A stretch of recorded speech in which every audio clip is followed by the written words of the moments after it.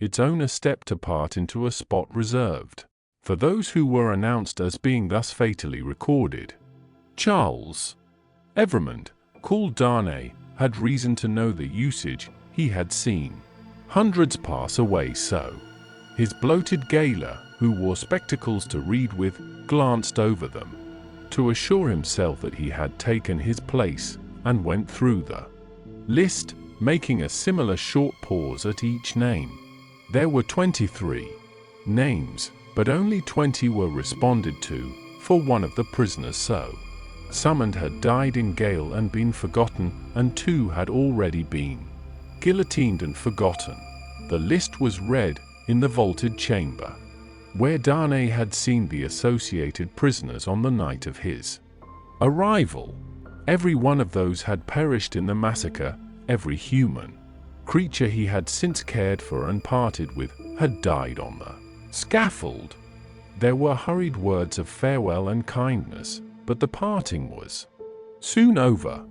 It was the incident of every day, and the society of La Force were engaged in the preparation of some games of forfeits and a little concert for that evening.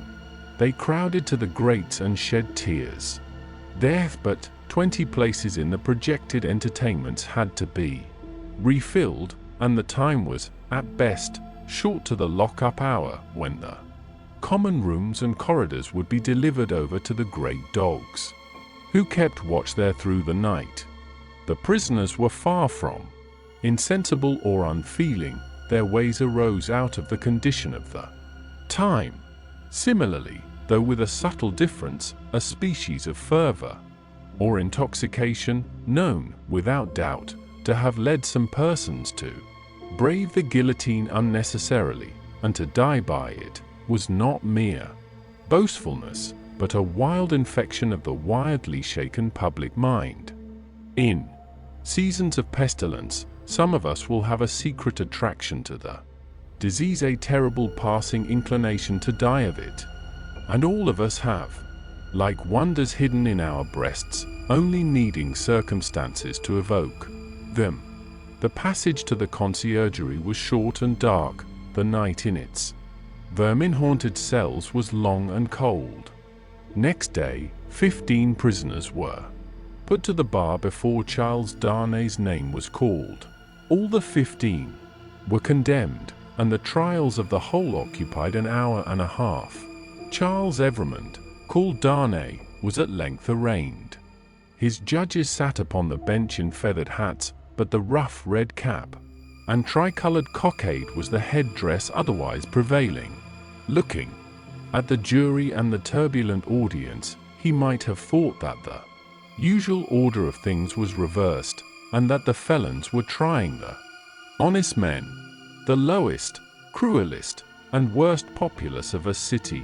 Never, without its quantity of low, cruel, and bad, were the directing spirits of the scene, noisily commenting, applauding, disapproving, anticipating, and precipitating the result, without a check.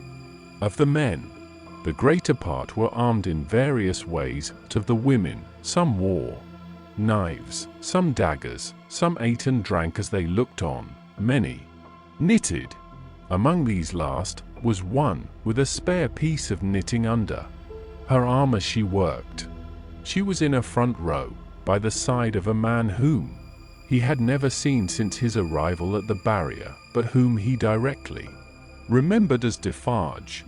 He noticed that she once or twice whispered in his ear, and that she seemed to be his wife. But what he most noticed in the two figures was that although they were posted as close to himself as they could be, they never looked towards him.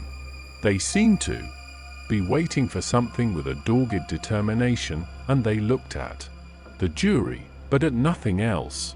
Under the president sat Dr. Manette, in his usual quiet dress. As well as the prisoner could see, he and Mr. Lorry were the only men there, unconnected with the tribunal, who wore their usual clothes, and had not assumed the coarse garb of the Carmagnole. Charles Evremond, called Darnay, was accused by the public prosecutor as an emigrant whose life was forfeit to the Republic under the decree, which banished all emigrants on pain of death. It was nothing that the decree bore date since his return to France. There he was, and there was the decree. He had been taken in France, and his head was demanded. "Take off his head," cried the audience. "An enemy to the Republic."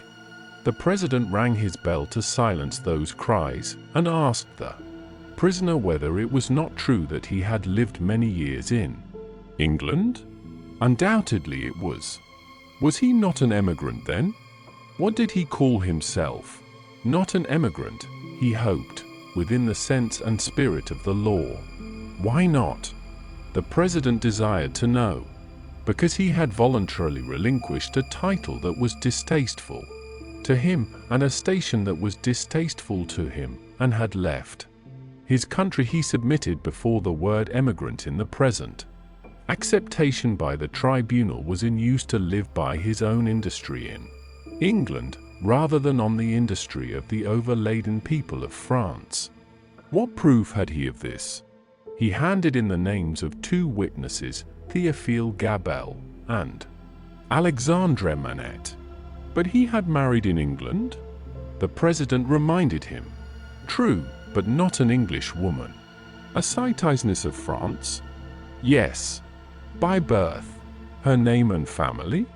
Lucie Manette, only daughter of Dr. Manette, the good physician who sits there. This answer had a happy effect upon the audience. Cries in exultation of the well-known good physician rent the hall.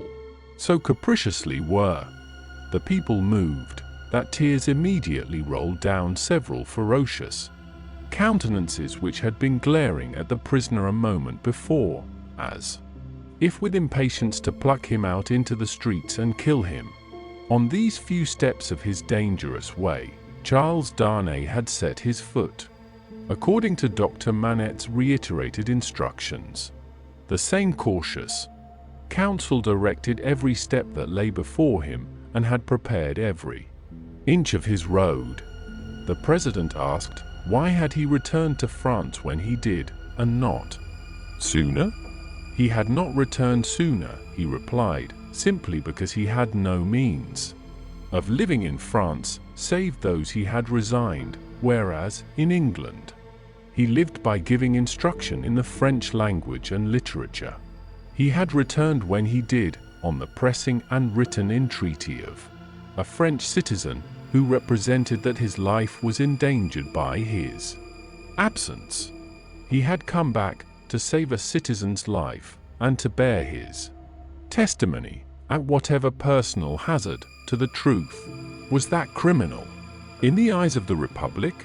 The populace cried enthusiastically, no, and the president rang his bell to quiet them, which it did not, for they continued to cry no, until they left off, of their own will. The president required the name of that citizen. The accused explained that the citizen was his first witness. He also referred with confidence to the citizen's letter which had been taken from him at the barrier, but which he did not doubt would be found among the papers then before the president. The doctor had taken care that it should be there, had assured him that it would be there, and at this stage of the proceedings it was produced and read. Citizen Gabelle was called to confirm it, and did so. Citizen Gabelle hinted, with infinite delicacy and politeness, that in the pressure of business imposed on the tribunal by the multitude of enemies of the Republic with which it had to deal, he had been slightly overlooked in his prison of the Abbaye, in fact, had rather passed out of the tribunal's patriotic remembrance until 3 days ago, when he had been summoned before it, and had been set at liberty on the juries, declaring themselves satisfied that the accusation against him was answered, as to himself, by the surrender of the citizen Evremond. Called Darnay, Dr. Manette was next questioned. His high personal popularity and the clearness of his answers made a great impression, but, as he proceeded, as he showed that the accused was his first friend on his release from his long imprisonment, that the accused had remained in England, always faithful and devoted to his daughter and himself in their exile, that, so far from being in favor with the aristocrat government there, he had actually been tried for his life by it, as the foe of England and friend of the United States, as he brought these circumstances into view with the greatest discretion and with the straightforward force of truth and earnestness. The jury and the populace became one. At last, when he appealed by name to Monsieur Lorry, an English gentleman then and there present, who, like himself, had been a witness on that English trial and could corroborate his account of it, the jury declared that they had heard enough, and that they were ready with their votes if the President were content to receive them. At every vote, the jurymen voted aloud and individually. The populace set up a shout of applause. All the voices were in the prisoner's favor, and the President declared him free. Then began one of those extraordinary scenes with which the populace sometimes gratified their fickleness or their better impulses towards generosity and mercy, or which they regarded as some set-off against their swollen account of cruel rage. No man can decide now to which of these motives such extraordinary scenes were referable. It is probable to a blending of all the three, with the second predominating. No sooner was the acquittal pronounced than tears were shed as freely as blood. At another time, and such fraternal embraces were bestowed upon the prisoner by as many of both sexes as could rush at him, that after his long and unwholesome confinement he was in danger of fainting from exhaustion, none the less because he knew very well that the very same people, carried by another current, would have rushed at him with the very same intensity to rend him to pieces and strew him over the streets. His removal, to make way for other accused persons who were to be tried, rescued him from these caresses for the moment. 5 were to be tried together next, as enemies of the Republic, forasmuch as they had not assisted it by word or deed. So quick was the tribunal to compensate itself and the nation for a chance lost, that these 5 came down to him before he left the place, condemned to die within 24 hours. The first of them told him so, with the customary prison sign of death, a raised finger, and they all added in words, "Long live the Republic." The 5 had had, it is true, no audience to lengthen their proceedings, for when he and Dr. Manette emerged from the gate, there was a great crowd about it, in which there seemed to be every face he had seen in court except 2, for which he looked in vain. On his coming out, the concourse made at him anew, weeping, embracing, and shouting, all by turns and all together, until the very tide of the river on the bank of which the mad scene was acted, seemed to run mad, like the people on the shore. They put him into a great chair they had among them, and which they had taken either out of the court itself, or one of its rooms or passages. Over the chair they had thrown a red flag, and to the back of it they had bound a pike with a red cap on its top. In this car of triumph, not even the doctor's entreaties could prevent his being carried to his home, on men's shoulders, with a confused sea of red caps heaving about him, and casting up to sight from the stormy deep such wrecks of faces, that he more than once misdoubted his mind being in confusion, and that he was in the tumbrel on his way to the guillotine, in wild dreamlike procession, embracing whom they met and pointing him out, they carried him on, reddening the snowy streets with the prevailing Republican color, in winding and tramping through them, as they had reddened them below the snow with a deeper dye. They carried him thus into the courtyard of the building where he lived. Her father had gone on before, to prepare her and when her husband stood upon his feet, she dropped insensible in his arms. As he held her to his heart and turned her beautiful head between his face and the brawling crowd, so that his tears and her lips might come together unseen, a few of the people fell to dancing. Instantly, all the rest fell to dancing, and the courtyard overflowed with the Carmagnole. Then they elevated into the vacant chair a young woman from the crowd to be carried as the goddess of liberty, and then swelling and overflowing out into the adjacent streets and along the river's bank. And over the bridge, the Carmagnole absorbed them every one and whirled them away, after grasping the doctor's hand as he stood victorious and proud before him, after grasping the hand of Mr. Lorry, who came panting in, breathless from his struggle against the waterspout of the Carmagnole, after kissing little Lucie, who was lifted up to clasp her arms round his neck, and after embracing the ever-zealous and faithful Pross who lifted her, he took his wife in his arms and carried her up to their rooms. "Lucie, my own, I am safe. Oh, dearest Charles, let me thank God for this on my knees as I have prayed to him." They all reverently bowed their heads and hearts. When she was again in his arms, he said to her, "And now speak to your father, dearest. No other man in all this France could have done what he has done for me." She laid her head upon her father's breast, as she had laid his poor head on her own breast long, long ago. He was happy in the return he had made her. He was recompensed for his suffering. He was proud of his strength. "You must not be weak, my darling," he remonstrated. "Don't tremble so. I have saved him." Chapter 7. A knock at the door. I have saved him. It was not another of the dreams in which he had often come back. He was really here. And yet his wife trembled, and a vague but heavy fear was upon her. All the air round was so thick and dark, the people were so passionately revengeful and fitful, the innocent were so constantly put to death on vague suspicion and black malice. It was so impossible to forget that many as blameless as her husband and as dear to others as he was to her, every day shared the fate from which he had been clutched, that her heart could not be as lightened of its load as she felt it ought to be.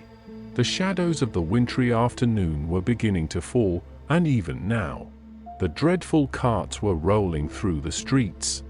Her mind pursued them, looking for him among the condemned, and then she clung closer to his real presence and trembled more. Her father, cheering her, showed a compassionate superiority to this woman's weakness, which was wonderful to see. No garret, no shoemaking, no 105 North Tower. Now he had accomplished the task. He had set himself, his promise was redeemed, he had saved Charles. Let them all lean upon him. Their housekeeping was of a very frugal kind, not only because that was the safest way of life, involving the least offense to the people, but because they were not rich, and Charles, throughout his imprisonment, had had to pay heavily for his bad food, and for his guard, and towards the living of the poorer prisoners.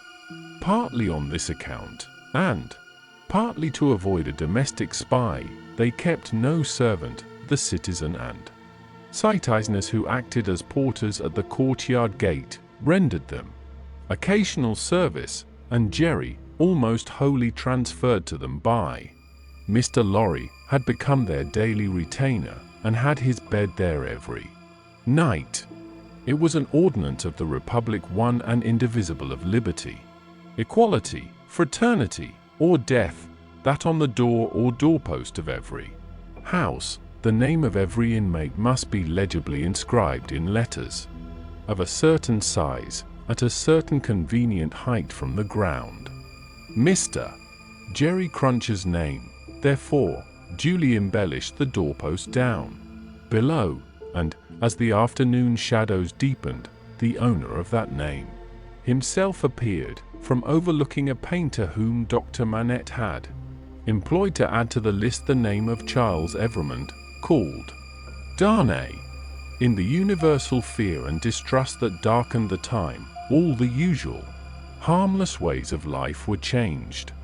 In the doctor's little household, as in very many others, the articles of daily consumption that were wanted were purchased every evening in small quantities and at various small shops, to avoid attracting notice and to give as little occasion as possible for talk and envy was the general desire.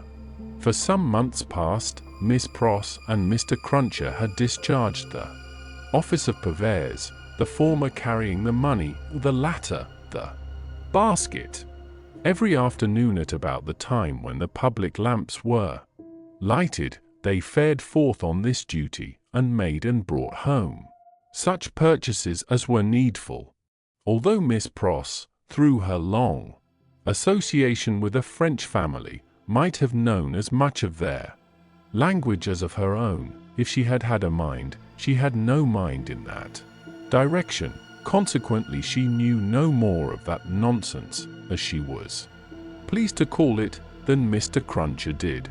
So her manner of marketing was to plump a noun substantive at the head of a shopkeeper without any introduction in the nature of an article, and, if it happened not to be the name of the thing she wanted, to look round for that thing, lay hold of it, and hold on by it until the bargain was concluded.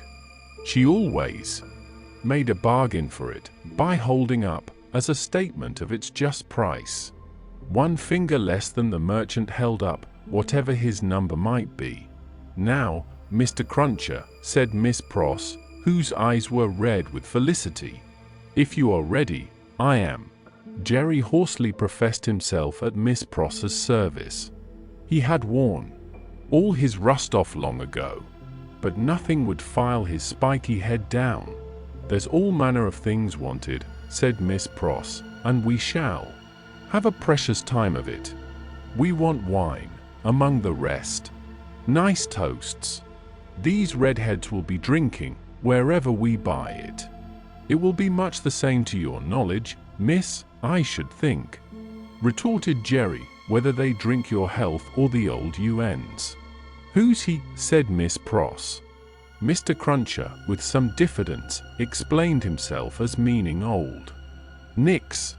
"Ha," said Miss Pross, "it doesn't need an interpreter to explain the meaning of these creatures. They have but one, and it's midnight murder and mischief." "Hush, dear! Pray, pray, be cautious," cried Lucie. "Yes, yes, yes, I'll be cautious," said Miss Pross, "but I may say, among ourselves, that I do hope there will be no oniony and tobacco-y smotherings in the form of embracings all round, going on in the streets. Now, Ladybird, never you stir from that fire till I come back. Take care of the dear husband you have recovered, and don't move your pretty head from his shoulder as you have it now, till you see me again. May I ask a question, Dr. Manette, before I go?" "I think you may take that liberty," the doctor answered, smiling. "For gracious sake, don't talk about liberty, we have quite enough of that," said Miss Pross. "Hush, dear! Again?" Lucie remonstrated.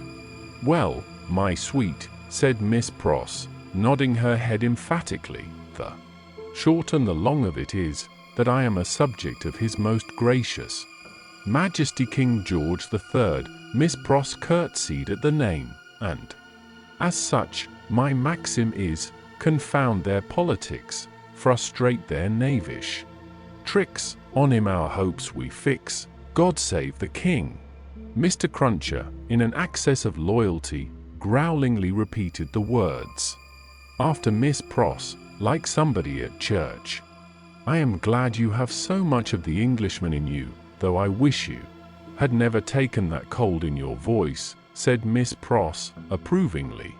"But the question, Dr. Manette, is there it was the good creatures. Way to affect to make light of anything that was a great anxiety, with them all, and to come at it in this chance manner. Is there any prospect yet of our getting out of this place?" "I fear not yet. It would be dangerous for Charles yet." "He-ho-hum," said Miss Pross, cheerfully repressing a sigh as she glanced at her darling's golden hair in the light of the fire. "Then we must have patience and wait, that's all. We must hold up our heads and fight low, as my brother Solomon used to say.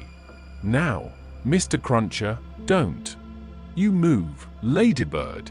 They went out, leaving Lucie and her husband, her father, and the child by a bright fire.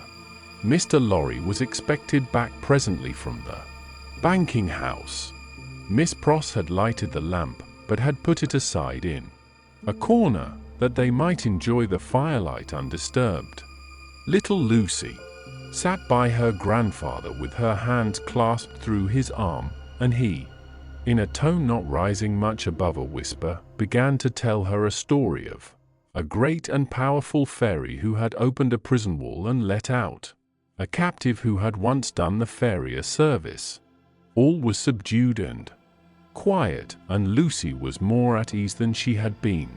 "What is that?" she cried, all at once. "My dear," said her father, stopping in his story, and laying his hand on hers, "command yourself. What a disordered state you are in. The least thing nothing startles you. Your father's daughter."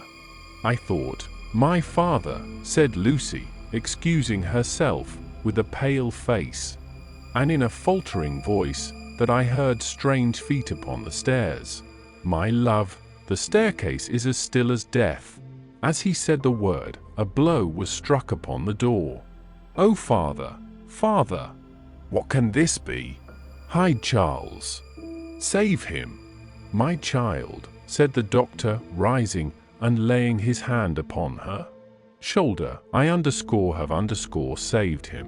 What weakness is this, my dear? Let me go to the door." He took the lamp in his hand, crossed the two intervening outer rooms, and opened it. A rude clattering of feet over the floor, and four rough men in red caps, armed with sabers and pistols, entered the room. "The citizen Evremond, called Darnay," said the first. "Who seeks him?" answered Darnay. "I seek him. We seek him. I know you, Evremond. I saw you before the tribunal today. You are again the prisoner of the Republic." The four surrounded him, where he stood with his wife and child clinging to him. "Tell me, how and why am I again a prisoner? It is enough that you return straight to the conciergerie, and will know tomorrow. You are summoned for tomorrow."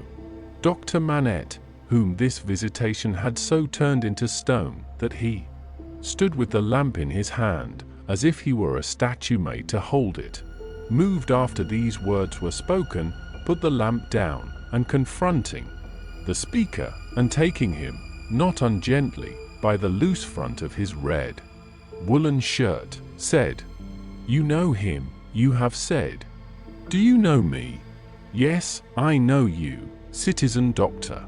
"We all know you, citizen doctor," said the other three. He looked abstractedly from one to another, and said, in a lower voice, after a pause, "Will you answer his question to me then? How does this happen?" "Citizen doctor," said the first, reluctantly, "he has been denounced to the section of Saint Antoine. This citizen," pointing out the second who had entered, "is from Saint Antoine." The citizen here indicated nodded his head, and added, "He is accused by Saint Antoine." "Of what?" asked the doctor. "Citizen doctor," said the first, with his former reluctance, "ask no more. If the Republic demands sacrifices from you, without doubt you as a good patriot will be happy to make them. The Republic goes before all. The people is supreme. Evremond, we are pressed. One word, the doctor entreated. Will you tell me who denounced him? It is against rule, answered the first, but you can ask him of Saint Antoine here.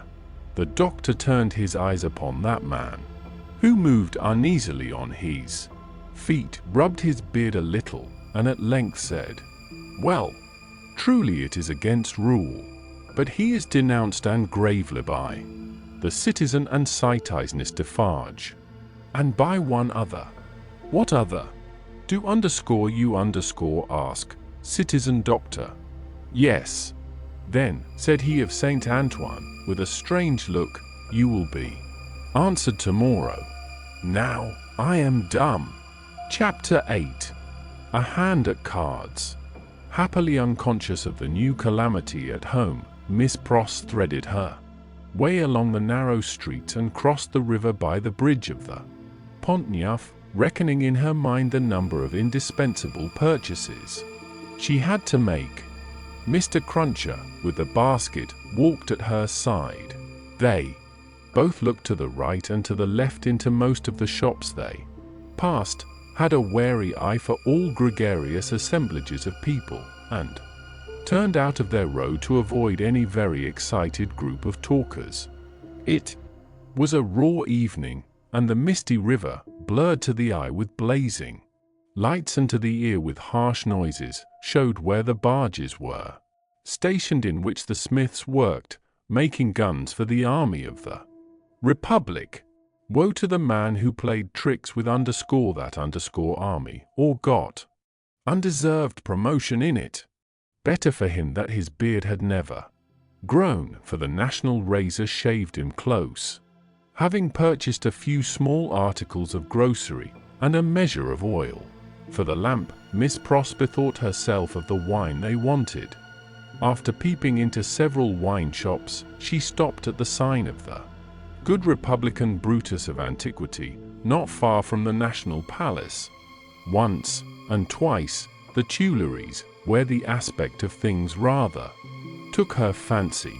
It had a quieter look than any other place of the same description they had passed, and, though red with patriotic caps, was not so red as the rest. Sounding Mr. Cruncher, and finding him of her opinion, Miss Pross resorted to the Good Republican Brutus of Antiquity, attended by her cavalier, slightly observant of the smoky lights of the people, pipe in mouth, playing with limp cards and yellow dominoes, of the one bare-breasted, bare-armed, soot-begrimed workman reading a journal aloud, and of the others listening to him, or of the weapons worn or laid aside to be resumed, of the 2 or 3 customers fallen forward asleep, who in the popular high-shouldered shaggy black spencer looked, in that attitude, like slumbering bears or dogs. The 2 outlandish customers approached the counter and showed what they wanted. As their wine was measuring out, a man parted from another man in a corner, and rose to depart. In going, he had to face Miss Pross. No sooner did he face her than Miss Pross uttered a scream and clapped her hands. In a moment, the whole company were on their feet. That somebody was assassinated by somebody vindicating a difference of opinion was the likeliest occurrence. Everybody looked to see somebody fall, but only saw a man and a woman standing staring at each other, the man with all the outward aspect of a Frenchman and a thorough Republican, the woman evidently English. What was said in this disappointing anticlimax by the disciples of the Good Republican Brutus of Antiquity, except that it was something very voluble and loud, would have been as so much Hebrew or Chaldean to Miss Pross and her protector, though they had been all ears. But they had no ears for anything in their surprise. For it must be recorded that not only was Miss Pross lost in amazement and agitation, but Mr. Cruncher, though it seemed on his own separate and individual Account was in a state of the greatest wonder. "What is the matter?" said the man who had caused Miss Pross to scream, speaking in a vexed, abrupt voice, though in a low tone, and in English. "Oh, Solomon, dear Solomon," cried Miss Pross, clapping her hands again. "After not setting eyes upon you or hearing of you for so long a time, do I find you here? Don't call me Solomon. Do you want to be the death of me?" asked the man, in a furtive, frightened way. "Brother, brother," cried Miss Pross, bursting into tears. "Have I ever been so hard with you that you ask me such a cruel question?" "Then hold your meddlesome tongue," said Solomon, "and come out. If you want to speak to me, pay for your wine, and come out." "Who's this man?" Miss Pross, shaking her loving and dejected head at her by no means affectionate brother, said through her tears, "Mr. Cruncher." "Let him come out too," said Solomon. "Does he think me a ghost?" Apparently, Mr. Cruncher did, to judge from his looks. He said not a word, however, and Miss Pross, exploring the depths of her reticule, through her tears with great difficulty paid for her wine. As she did so, Solomon turned to the followers of the good Republican Brutus of antiquity, and offered a few words of explanation in the French language, which caused them all to relapse into their former places and pursuits. "Now," said Solomon, stopping at the dark street corner, "what do you want? How dreadfully unkind in a brother! Nothing has ever turned my love away from," cried Miss Pross, "to give me such a greeting, and show me no affection. There! Confound it!" "There," said Solomon, making a dab at Miss Pross's lips with his own. "Now are you content?" Miss Pross only shook her head and wept in silence. "If you expect me to be surprised," said her brother Solomon, "I am not surprised. I knew you were here. I know of most people who are here. If you really don't want to endanger my existence, which I half believe you, do go your ways as soon as possible, and let me go mine. I am busy. I am an official." "My English brother Solomon," mourned Miss Pross, casting up her tear-fraught eyes, that had the makings in him of one of the best and greatest of men in his native country, an official among foreigners, and such foreigners! I would almost sooner have seen the dear boy lying in his—" "I said so," cried her brother, interrupting. "I knew it. You want to be the death of me. I shall be rendered suspected by my own sister, just as I am getting on." "The gracious and merciful heavens forbid," cried Miss Pross. "Far rather would I never see you again, dear Solomon, though I have ever loved you truly, and ever shall. Say but one affectionate word to me, and tell me there is nothing angry or estranged between us, and I will detain you no longer." Good Miss Pross, as if the estrangement between them had come of any culpability of hers, as if Mr. Lorry had not known it for a fact years ago, in the quiet corner in Soho, that this precious brother had spent her money and left her. He was saying the affectionate word, however, with a far more grudging condescension and patronage than he could have shown if their relative merits and positions had been reversed, which is invariably the case all the world over, when Mr. Cruncher, touching him on the shoulder, hoarsely and unexpectedly interposed with the following singular question: "I say, might I ask the favor as to whether your name is John Solomon, or Solomon John?" The official turned towards him with sudden distrust. He had not previously uttered a word. "Come," said Mr. Cruncher, "speak out, you know," which, by the way, was more than he could do himself. "John Solomon, or Solomon John? She calls you Solomon, and she must know, being your sister." And I know. You're John, you know. Which of the two goes first? And regarding that name of Pros, likewise, that warranty your name over the water. What do you mean? Well, I don't know all I mean, for I can't call to mind what your name was over the water. No, but I'll swear it was a name of 2 syllables. Indeed, yes. T'other one's was 1 syllable. I know you. You was a spy witness. At the Bailey. What, in the name of the father of lies, own father to yourself, was you called at that time? Barsad, said another voice, striking in. That's the name for £1,000, cried Jerry. The speaker who struck in was Sydney Carton. He had his hands behind him under the skirts of his riding coat, and he stood at Mr. Cruncher's elbow as negligently as he might have stood at the Old Bailey itself. Don't be alarmed, my dear Miss Pross. I arrived at Mr. Lorry's, to his surprise, yesterday evening. We agreed that I would not present myself elsewhere until all was well, or unless I could be useful. I present myself here, to beg a little talk with your brother. I wish you had a better employed brother than Mr. Barsad. I wish for your sake Mr. Barsad was not a sheep of the prisons. Sheep was a cant word of the time for a spy, under the gaolers. The spy, who was pale, turned paler, and asked him how he dared. I'll tell you, said Sydney. I lighted on you, Mr. Barsad, coming out of the prison of the conciergerie while I was contemplating the walls an hour or more ago. You have a face to be remembered, and I remember. Face is well made curious by seeing you in that connection, and having a reason to which you are no stranger, for associating you with the misfortunes of a friend now very unfortunate. I walked in your direction.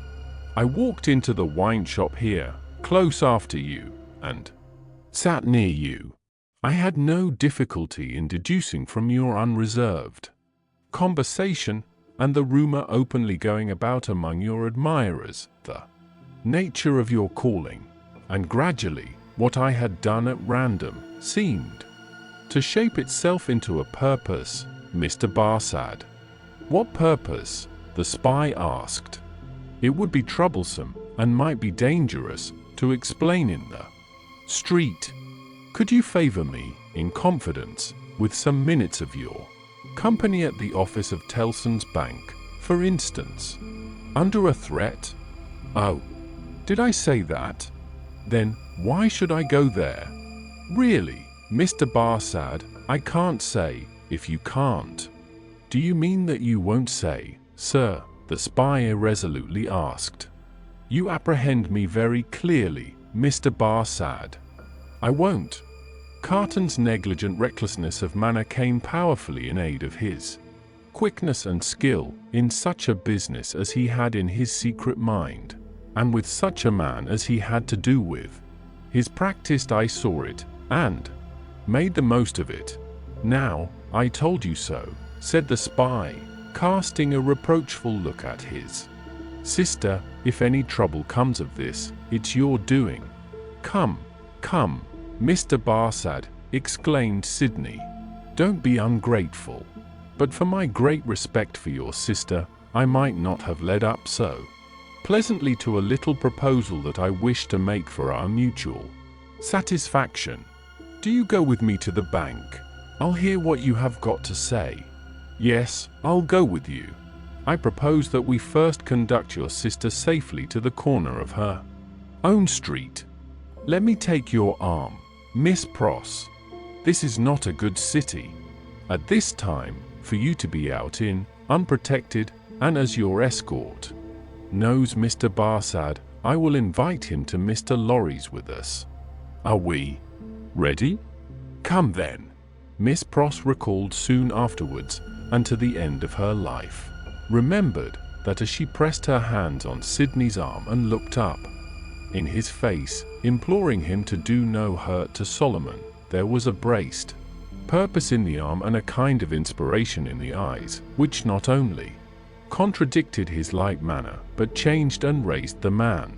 She was too much occupied then with fears for the brother who so little deserved her affection, and with Sydney's friendly reassurances, adequately to heed what she observed.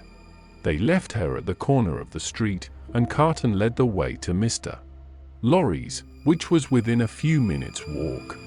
John Barsad, or Solomon Pross, walked at his side. Mr. Lorry had just finished his dinner, and was sitting before a cheery little log or two of fire, perhaps looking into their blaze for the picture of that younger elderly gentleman from Tellson's, who had looked into the red coals at the Royal George at Dover, now a good many years ago. He turned his head as they entered, and showed the surprise with which he saw a stranger. "Miss Pross's brother, sir," said Sydney. "Mr. Barsad." "Barsad," repeated the old gentleman. "Barsad? I have an association with the name and with the face."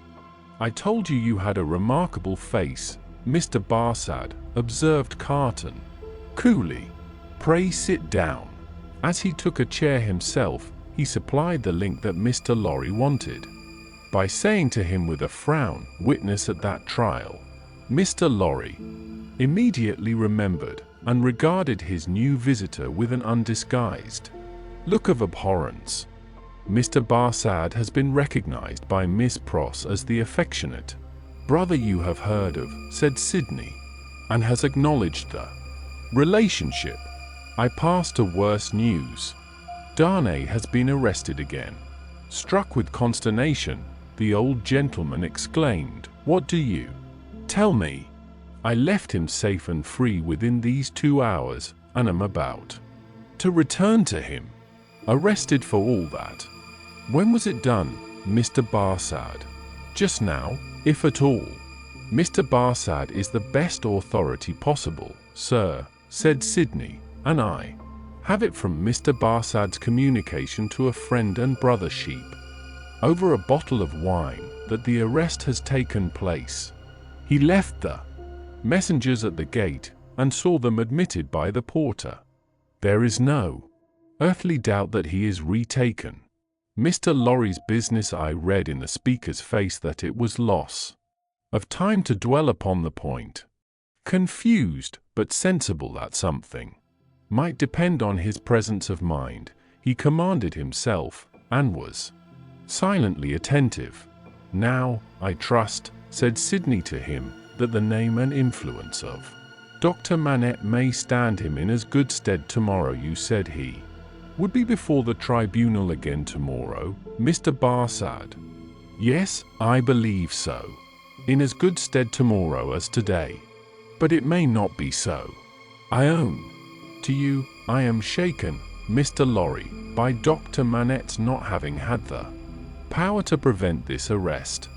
"He may not have known of it beforehand," said Mr. Lorry. "But that very circumstance would be alarming, when we remember how identified he is with his son-in-law."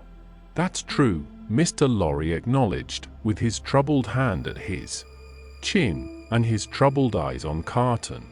"In short," said Sydney, "this is a desperate time, when desperate games are played for desperate stakes. Let the doctor play the winning game, I will play the losing one. No man's life here is worth purchase. Anyone carried home by the people today may be condemned tomorrow. Now, the stake I have resolved to play for, in case of the worst, is a friend in the conciergerie, and the friend I purpose to myself to win is Mr. Barsad." "You need of good cards, sir," said the spy. "I'll run them over. I'll see what I hold, Mr. Lorry. You know what a brute I am. I wish you'd give me a little brandy." It was put before him, and he drank off a glassful, drank off another glassful, pushed the bottle thoughtfully away. "Mr. Barsad," he went on, in the tone of one who really was looking. Over a hand at cards, sheep of the prisons, emissary of Republican committees, now turnkey, now prisoner, always spy and secret informer. So much the more valuable here for being English that an Englishman is less open to suspicion of subornation in those characters than a Frenchman represents himself to his employers under a false name. That's a very good card. Mr. Barsad, now in the employ of the Republican French government, was formerly in the employ of the aristocratic English government, the enemy of France and freedom.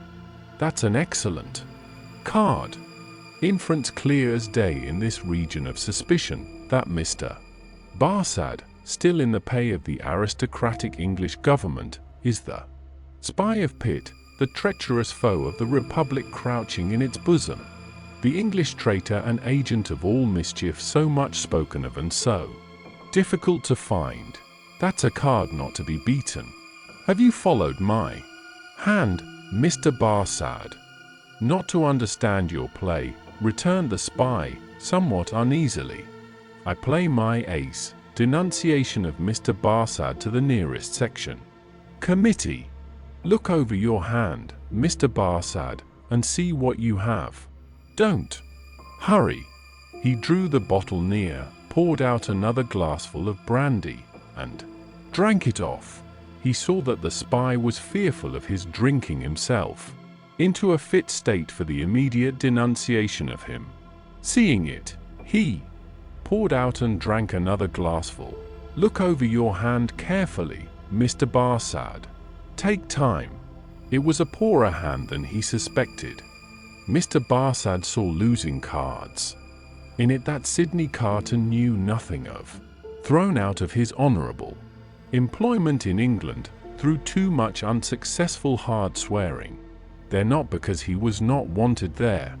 Our English reasons for vaunting our superiority to secrecy and spies are of very modern date. He knew that he had crossed the Channel and accepted service in France, first as a tempter and an eavesdropper among his own countrymen, there gradually as a tempter and an eavesdropper among the natives. He knew that under the overthrown government he had been a spy upon St. Antoine and Defarge's wine shop, had received from the watchful police such heads of information concerning Dr. Manette's imprisonment, release, and history as should serve him for an introduction to familiar conversation with the Defarges, and tried them on Madame Defarge, and had broken down with them signally. He always remembered, with fear and trembling, that that terrible woman had knitted when he talked with her, and had looked ominously at him as her fingers moved. He had since seen her, in the section of St. Antoine, over and over again produce her knitted registers, and denounce people whose lives the guillotine then surely swallowed up. He knew, as every one employed as he was did, that he was never safe, that flight was impossible, that he was tied fast under the shadow of the axe, and that in spite of his utmost tergiversation and treachery in furtherance of the reigning terror, a word might bring it down upon him, once denounced, and on such grave grounds as had just now been suggested to his mind, he foresaw that the dreadful woman of whose unrelenting character he had seen many proofs would produce against him that fatal register, and would quash his last chance of life. Besides that all secret men are men soon terrified, here were surely cards enough of one black suit to justify the holder in growing rather livid as he turned them over. You scarcely seem to like your hand, said Sydney, with the greatest composure. Do you play? I think, sir, said the spy in the meanest manner, as he turned to Mr. Lorry, I may appeal to a gentleman of your years and benevolence, to put it to this other gentleman, so much your junior, whether he can, under any circumstances, reconcile it to his station to play that ace of which he has spoken. I admit that I am a spy, and that it is considered a discreditable station, though it must be filled by somebody, but this gentleman is no spy, and why should he so demean himself as to make himself one? I play my ace, Mr. Barsad, said Carton, taking the answer on himself, and looking at his watch without any scruple. In a very few minutes. I should have hoped, gentlemen both, said the spy, always striving to hook Mr. Lorry into the discussion, that your respect for my sister. I could not better testify my respect for your sister than by finally relieving her of her brother, said Sydney Carton. You think not, sir? I have thoroughly made up my mind about it. The smooth manner of the spy, curiously in dissonance with his ostentatiously rough dress, and probably with his usual demeanor, received such a check from the inscrutability of Carton, who was a mystery to wiser and honester men than he, that it faltered here and failed him. While he was at a loss, Carton said, resuming his former air of contemplating cards, and indeed, now I think again, I have a strong impression that I have another good card here, not yet enumerated. That friend and fellow sheep, who spoke of himself as pasturing in the country prisons. Who was he? French. You don't know him, said the spy, quickly.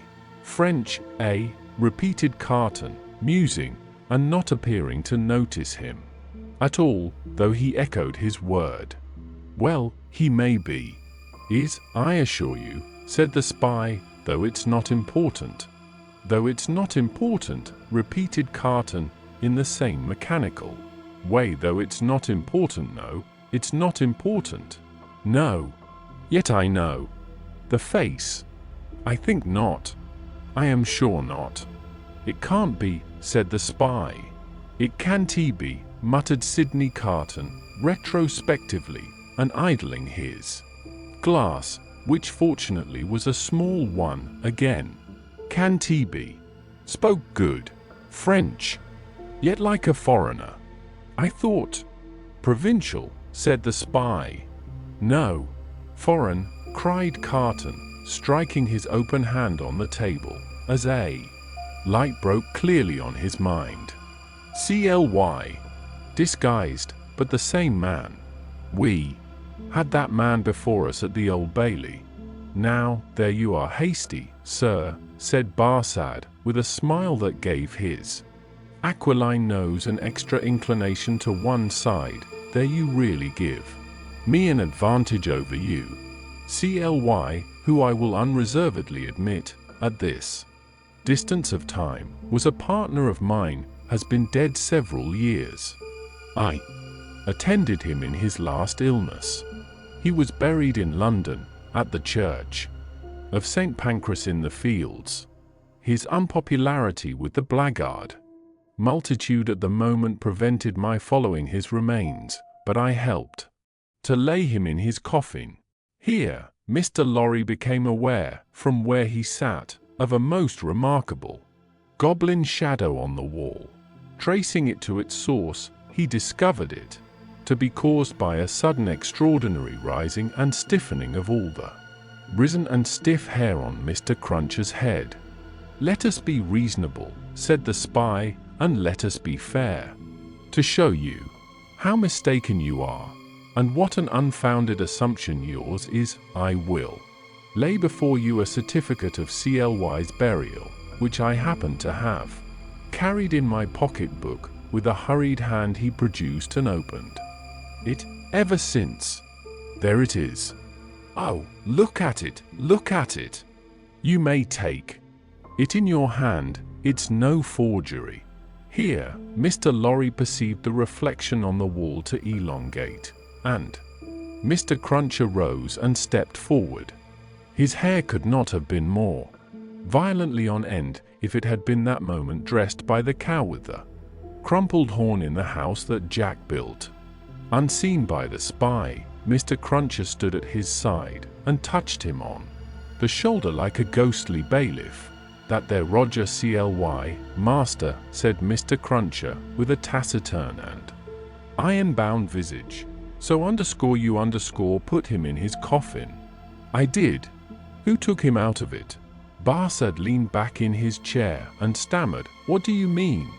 "I mean," said Mr. Cruncher, "that he warn't he never in it." "No, not he. I'll have my head took off if he was ever in it." The spy looked round at the two gentlemen. They both looked in unspeakable astonishment at Jerry. "I tell you," said Jerry, "that you buried paving stones and earth in that there coffin. Don't go and tell me that you buried Cly. It was a take-in. Me and two more knows it." "How do you know it?" "What's that to you?"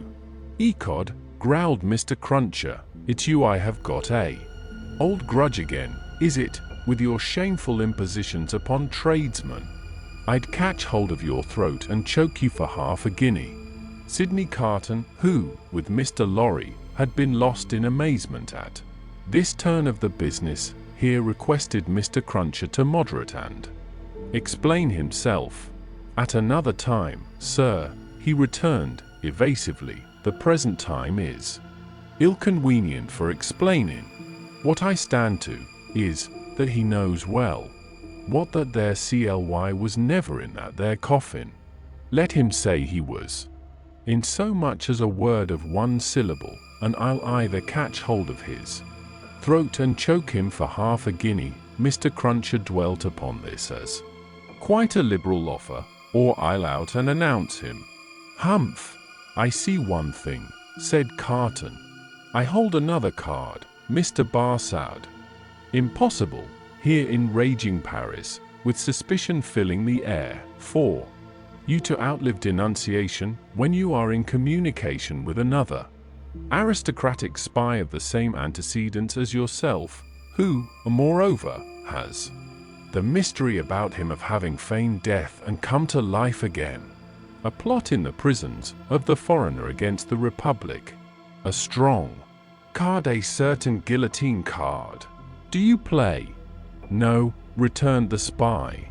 "I throw up. I confess that we were so unpopular with the outrageous mob that I only got away from England at the risk of being ducked to death, and that Cly was so ferreted up and down that he never would have got away at all but for that sham. Though how this man knows it was a sham is a wonder of wonders to me." "Never you trouble your head about this man," retorted the contentious Mr. Cruncher. "You'll have trouble enough with giving your attention to that gentleman. And look here." Once more, Mr. Cruncher could not be restrained from making rather an ostentatious parade of his liberality. "I'd catch hold of your throat and choke you for half a guinea." The sheep of the prisons turned from him to Sydney Carton and said, with more decision, "It has come to a point. I go on duty soon, and can't overstay my time. You told me you had a proposal. What is it? Now, it is of no use asking too much of me. Ask me to do anything in my office, putting my head in great extra danger, and I had better trust my life to the chances of a refusal than the chances of consent. In short, I should make that choice.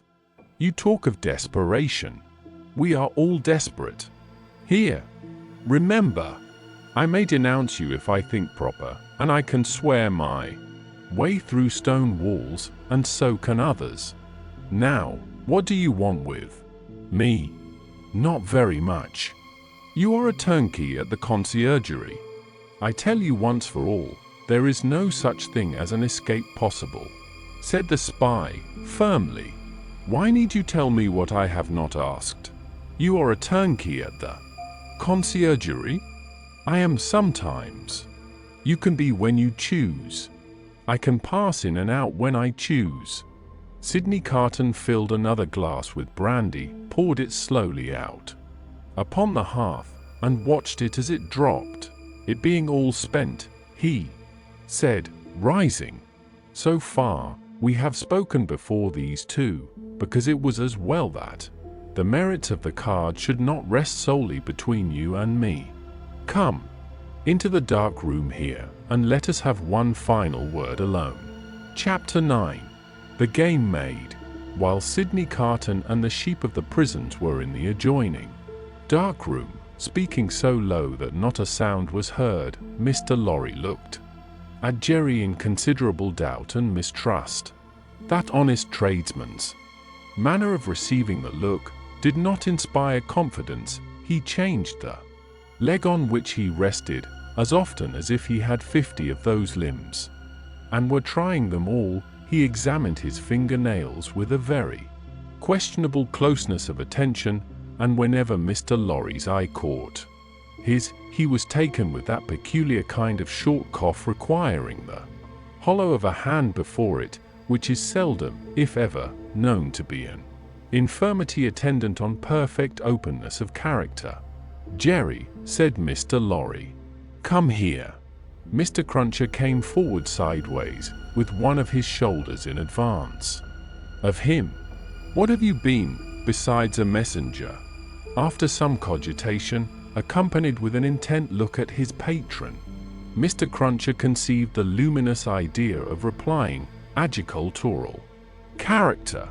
"My mind misgives me much," said Mr. Lorry, angrily shaking a forefinger at him, "that you have used the respectable and great house of Tellson's as a blind, and that you have had an unlawful occupation of an infamous description.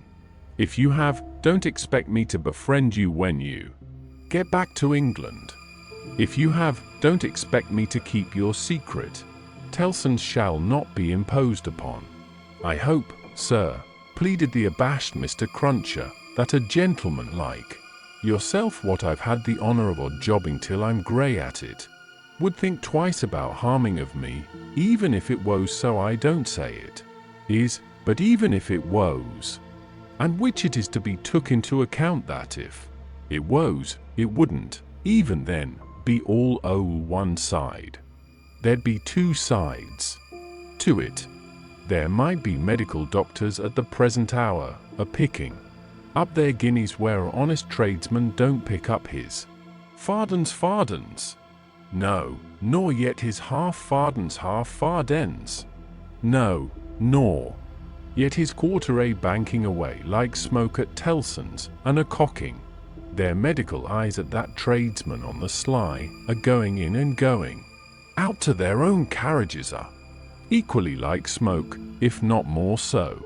Well, that you be imposing, too, on Tellson's, for you cannot sarse the goose and not the gander.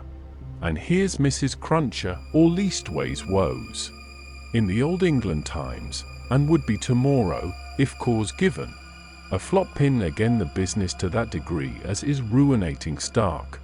Ruinating, whereas the medical doctors' wives don't flop catch them at it, or, if they flop, their floppings goes in favor of more patients. And how can you rightly have one without t'other? Then, what with undertakers, and what with parish clerks, and what with sextons, and what with private watchmen, all avaricious and all in it, a man wouldn't get much by it, even if it was so. And what little a man did get, would never prosper with him, Mr. Lorry. He'd never have no good of it. He'd want all along to be out of the line, if he could see his way out, being once in, even if it was so." "Ooh," cried Mr. Lorry, rather relenting. "Nevertheless, I am shocked at the sight of you. Now, what I would humbly offer to you, sir," pursued Mr. Cruncher, "even if it was so, which I don't say it is." "Don't prevaricate," said Mr. Lorry. "No, I will underscore not underscore, sir," returned Mr. Crunches as if nothing were further from his thoughts or practice, "which I don't say it is. What I would humbly offer to you, sir, would be this. Upon that there stool, at that there bar, sets that there boy of mine, brought up and growt up to be a man, what will errand you, message you, general like job you, till Your heels is where your head is, if such should be your wishes.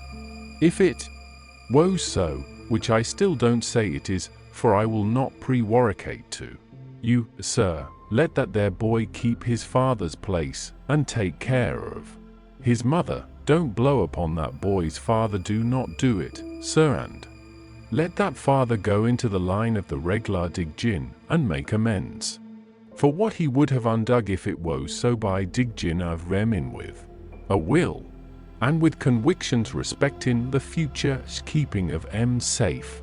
That, Mr. Lorry, said Mr. Cruncher, wiping his forehead with his arm, as an announcement that he had arrived at the peroration of his discourse, is what I would respectfully offer to you, sir.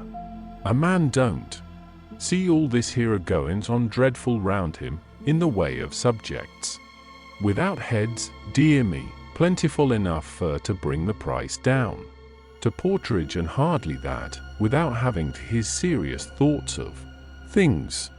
And these here would be mine, if it was so, entreating of you, for to bear in mind that what I said just now, I up and said in the good cause when I might have kept it back. That at least is true, said Mr. Lorry. Say no more now. It may be that I shall yet stand your friend, if you deserve it, and repent in action, not in words. I want no more words. Mr. Cruncher knuckled his forehead, as Sydney Carton and the spy returned from the dark room. Adieu, Mr. Barsad, said the former. Our arrangement thus made, you have nothing to fear from me. He sat down in a chair on the hearth, over against Mr. Lorry. When they were alone, Mr. Lorry asked him what he had done. Not much. If it should go ill with the prisoner, I have insured access to him once. Mr. Lorry's countenance fell. It is all I could do, said Carton. To propose too much would be to put this man's head under the axe, and, as he himself said, nothing worse could happen to him if he were denounced. It was obviously the weakness of the position. There is no help for it but access to him, said Mr. Lorry. If it should go ill before the tribunal, will not save him. I never said it would. Mr. Lorry's eyes gradually sought the fire, his sympathy with his darling, and the heavy disappointment of his second arrest, gradually weakened them. He was an old man now, overborne with anxiety of late, and his tears fell. You are a good man and a true friend, said Carton, in an altered voice. Forgive me if I notice that you are affected. I could not see my father weep, and sit by, careless, and I could not respect your sorrow more, if you were my father. You are free from that misfortune. However, though he said the last words with a slip into his usual manner, there was a true feeling and respect both in his tone and in his touch, that Mr. Lorry, who had never seen the better side of him, was wholly unprepared for. He gave him his hand, and Carton gently pressed it. To return to poor Darnay, said Carton. Don't tell her of this interview, or this arrangement. It would not enable her to go to see him. She might think it was contrived, in case of the worse, to convey to him the means of anticipating the sentence. Mr. Lorry had not thought of that, and he looked quickly at Carton to see if it were in his mind. It seemed to be. He returned the look, and evidently understood it. She might think 1,000 things, Carton said, and any of them would only add to her trouble. Don't speak of me to her. As I said to you when I first came, I had better not see her. I can put my hand out to do any little helpful work for her that my hand can find to do. Without that, you're going to her, I hope? She must be very desolate tonight. I am going now, directly. I am glad of that. She has such a strong attachment to you and reliance on you. How does she look? Anxious and unhappy, but very beautiful. Ah! It was a long, grieving sound, like a sigh, almost like a sob. It attracted Mr. Lorry's eyes to Carton's face, which was turned to the fire. A light, or a shade, the old gentleman could not have said which, passed from it as swiftly as a change will sweep over a hillside on a wild, bright day, and he lifted his foot to put back one of the little flaming logs, which was tumbling forward. He wore the white riding coat and top boots, then in vogue, and the light of the fire touching their light surfaces made him look very pale, with his long brown hair, all untrimmed, hanging loose about him. His indifference to fire was sufficiently remarkable to elicit a word of remonstrance from Mr. Lorry. His boot was still upon the hot embers of the flaming log when it had broken under the weight of his foot. "I forgot it," he said. Mr. Lorry's eyes were again attracted to his face, taking note of the wasted air which clouded the naturally handsome features, and having the expression of prisoners' faces fresh in his mind, he was strongly reminded of that expression. "And your duties here have drawn to an end, sir," said Carton, turning to him. "Yes. As I was telling you last night when Lucie came in so unexpectedly, I have at length done all that I can do here. I hope to have left them in perfect safety, and then to have quitted Paris. I have my leave to pass. I was ready to go." They were both silent. "Yours is a long life to look back upon, sir," said Carton, wistfully. "I am in my 78th year. You have been useful all your life, steadily and constantly occupied, trusted, respected, and looked up to. I have been a man of business ever since I have been a man. Indeed, I may say that I was a man of business when a boy. See what a place you fill at 78. How many people will miss you when you leave it empty?" "A solitary old bachelor," answered Mr. Lorry, shaking his head. "There is nobody to weep for me." "How can you say that? Wouldn't she weep for you? Wouldn't her child?" Yes, thank God. I didn't quite mean what I said. It is a thing to thank God for, is it not? Surely, if you could say, with truth, to your own solitary heart, tonight, I have secured to myself the love and attachment, the gratitude or respect of no human creature, I have won myself a tender place in no regard, I have done nothing good or serviceable to be remembered by. Your 78 years would be 78 heavy curses, would they not? You say truly, Mr. Carton, I think they would be. Sydney turned his eyes again upon the fire, and, after a silence of a few moments, said, "I should like to ask you, does your childhood seem far off? Do the days when you sat at your mother's knee seem days of very long ago?" Responding to his softened manner, Mr. Lorry answered, 20 years back, yes, at this time of my life, no.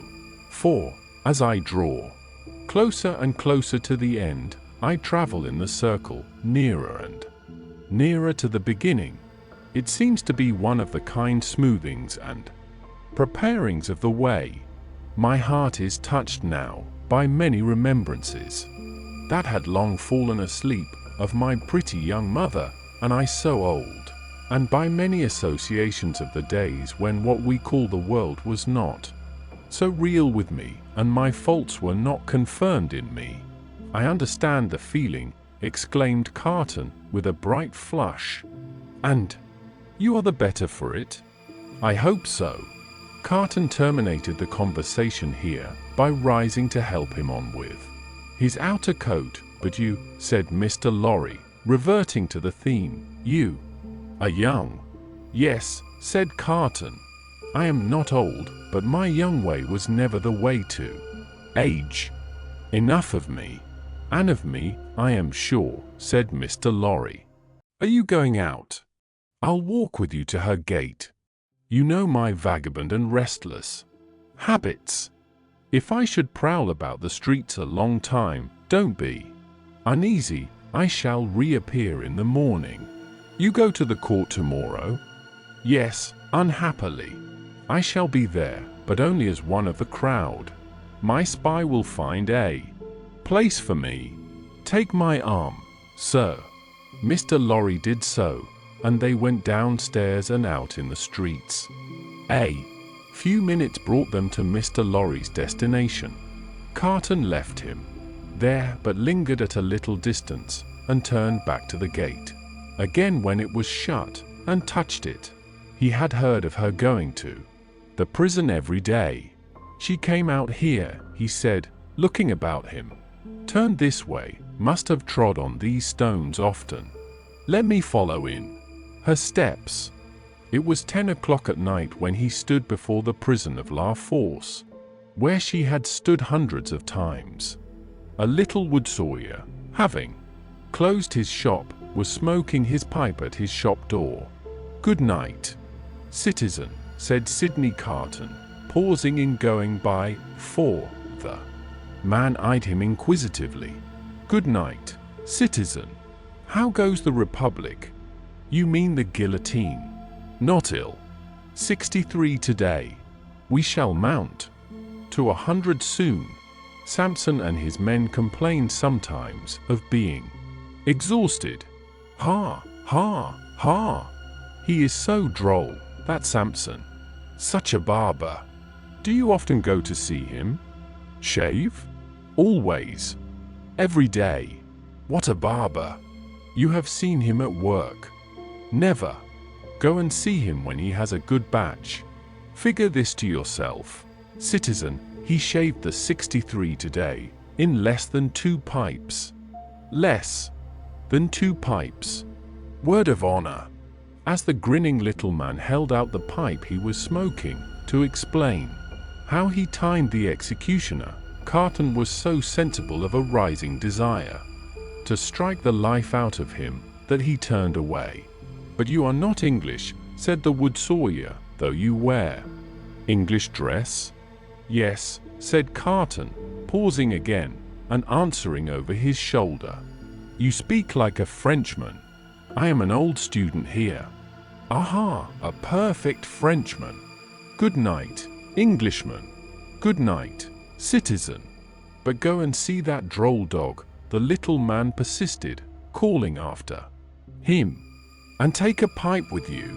Sydney had not gone far out of sight when he stopped in the middle of the street under a glimmering lamp, and wrote with his pencil on a scrap of paper.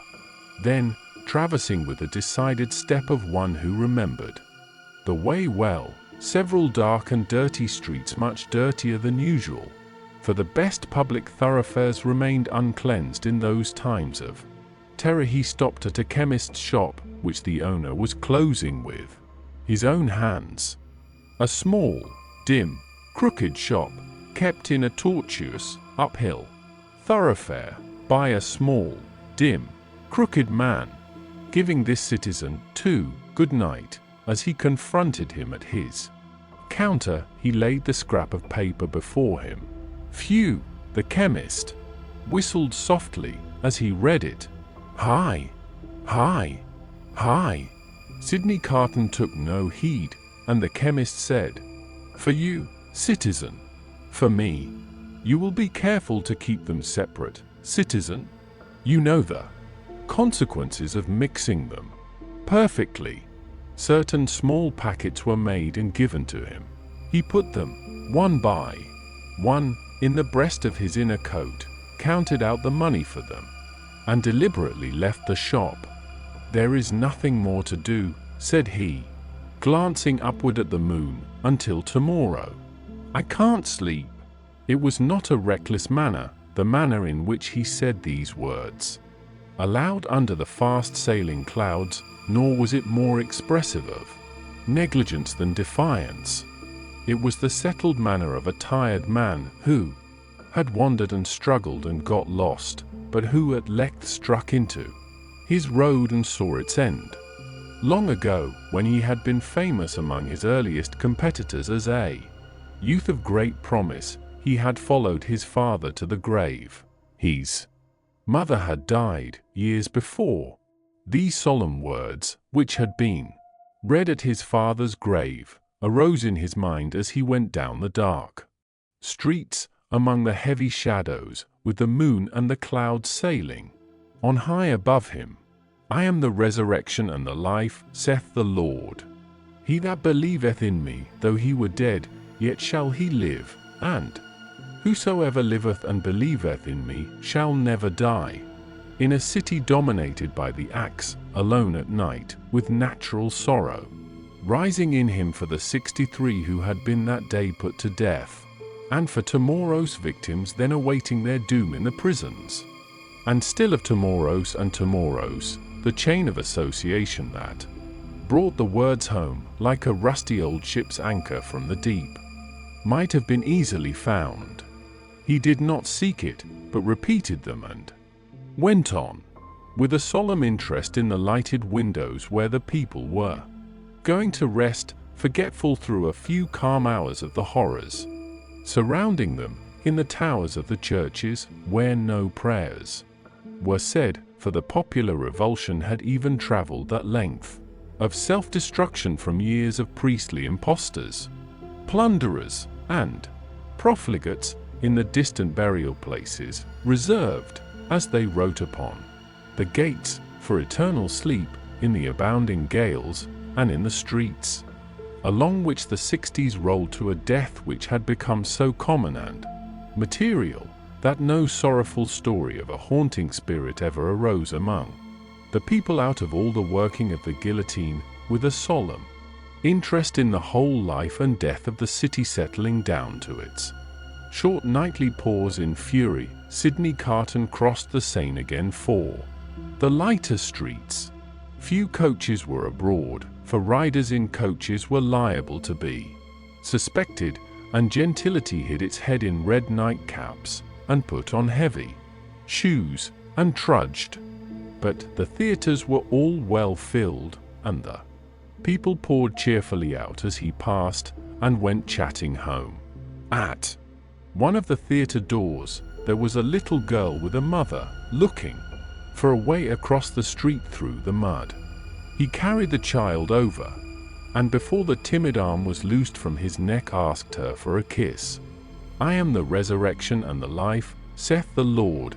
He that believeth in me, though he were dead, yet shall he live, and whosoever liveth and believeth in me shall never die.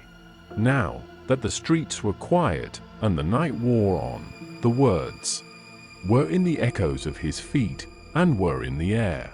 Perfectly calm and steady, he sometimes repeated them to himself as he walked, but he heard them always.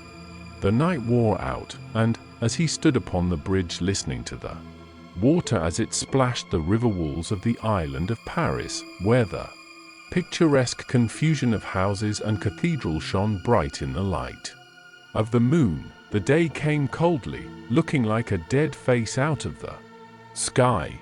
Then the night, with the moon and the stars, turned pale and died, and for a little while it seemed as if creation were delivered over to death's dominion. But the glorious sun, rising, seemed to strike those words, that burden of the night, straight and warm to his heart in its long bright rays. And looking along them, with reverently shaded eyes, a bridge of light appeared to span the air between him and the sun, while the river sparkled under it. The strong tide, so swift, so deep, and certain, was like a congenial friend in the morning stillness. He walked by the stream, far from the houses, and in the light and warmth of the sun fell asleep on the bank. When he awoke and was afoot again, he lingered there yet a little longer, watching an eddy that turned and turned purposeless, until the stream absorbed it, and carried it onto the seas like me. A trading boat, with a sail of the softened color of a dead leaf, then glided into his view, floated by him, and died away, as its silent track In the water disappeared the prayer that had broken up out of his heart, for a merciful consideration of all his poor blindnesses and errors, ended in the words, "I am the resurrection and the life." Mr. Lorry was already out when he got back, and it was easy to surmise where the good old man was gone. Sydney Carton drank nothing but a little coffee, ate some bread, and, having washed and changed to refresh himself, went out to the place of trial. The court was all astir and abuzz when the black sheep whom many fell away from in dread pressed him into an obscure corner among the crowd. Mr. Lorry was there, and Dr. Manette was there. She was there, sitting beside her father. When her husband was brought in, she turned a look upon him, so sustaining, so encouraging, so full of admiring love and pitying tenderness, yet so courageous for his sake, that it called the healthy blood into his face, brightened his glance, and animated his heart. If there had been any eyes to notice the influence of her look on Sydney Carton, it would have been seen to be the same influence exactly. Before that unjust tribunal, there was little or no order of procedure ensuring to any accused person any reasonable hearing.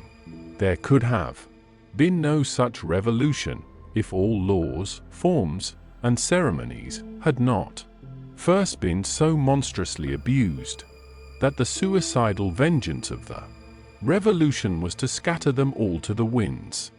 Every eye was turned to the jury, the same determined patriots and good Republicans as yesterday and the day before, and tomorrow and the day after. Eager and prominent among them, one man with a craving face, and his fingers perpetually hovering about his lips, whose appearance gave great satisfaction to the spectators.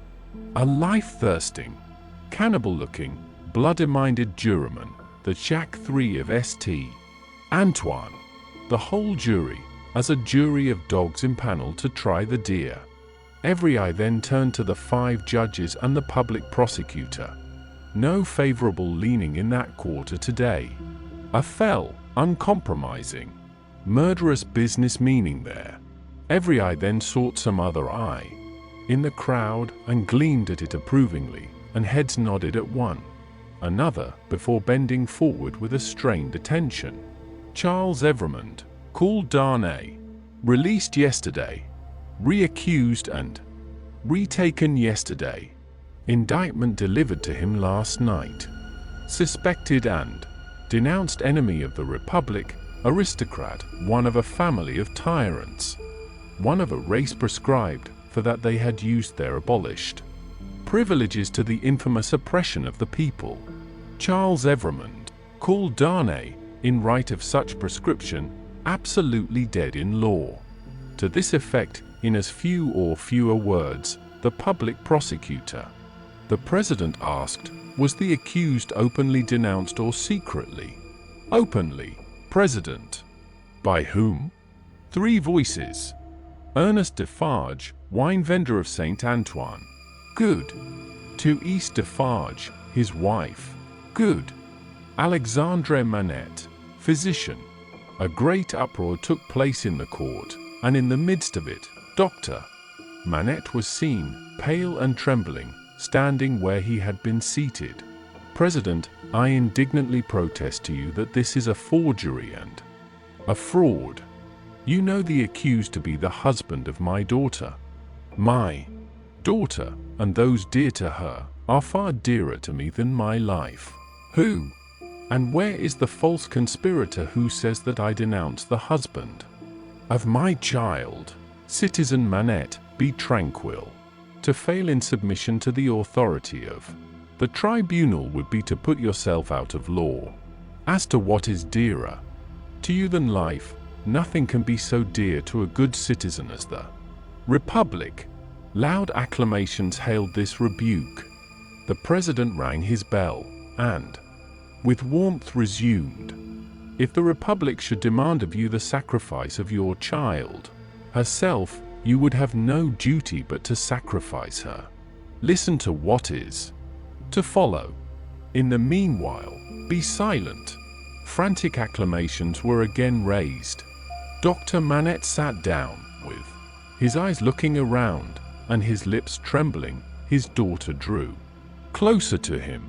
The craving man on the jury rubbed his hands together and restored the usual hand to his mouth. Defarge was produced when the court was quiet enough to admit of his being heard, and rapidly expounded the story of the imprisonment, and of his having been a mere boy in the doctor's service, and of the release, and of the state of the prisoner when released and delivered to him. This short examination followed, for the court was quick with its work. "You did good service at the taking of the Bastille, citizen." "I believe so." Here, an excited woman screeched from the crowd, "You were one of the best patriots there." "Why not say so? You were a cannoneer that day there, and you were among the first to enter the accursed fortress when it fell."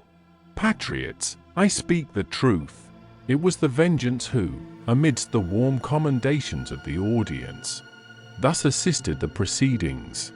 The president rang his bell, but the Vengeance, warming with encouragement, shrieked, "I defy that bell," wherein she was likewise much commended. "Inform the tribunal of what you did that day within the Bastille." "Citizen, I knew," said Defarge, looking down at his wife, who stood at the bottom of the steps on which he was raised, looking steadily up at him. "I knew that this prisoner, of whom I speak, had been confined in a cell known as 105 North Tower. I knew it from himself. He knew himself by no other name than 105 North Tower. When he made shoes under my care, as I served my gun that day, I resolve, when the place shall fall, to examine that cell. It falls. I mount to the cell, with a fellow citizen who is one of the jury, directed by a gaoler. I examine it very closely. In a hole in the chimney, where a stone has been worked out and replaced, I find a written paper. This is that written paper. I have made it my business to examine some specimens of the writing of Dr. Manette.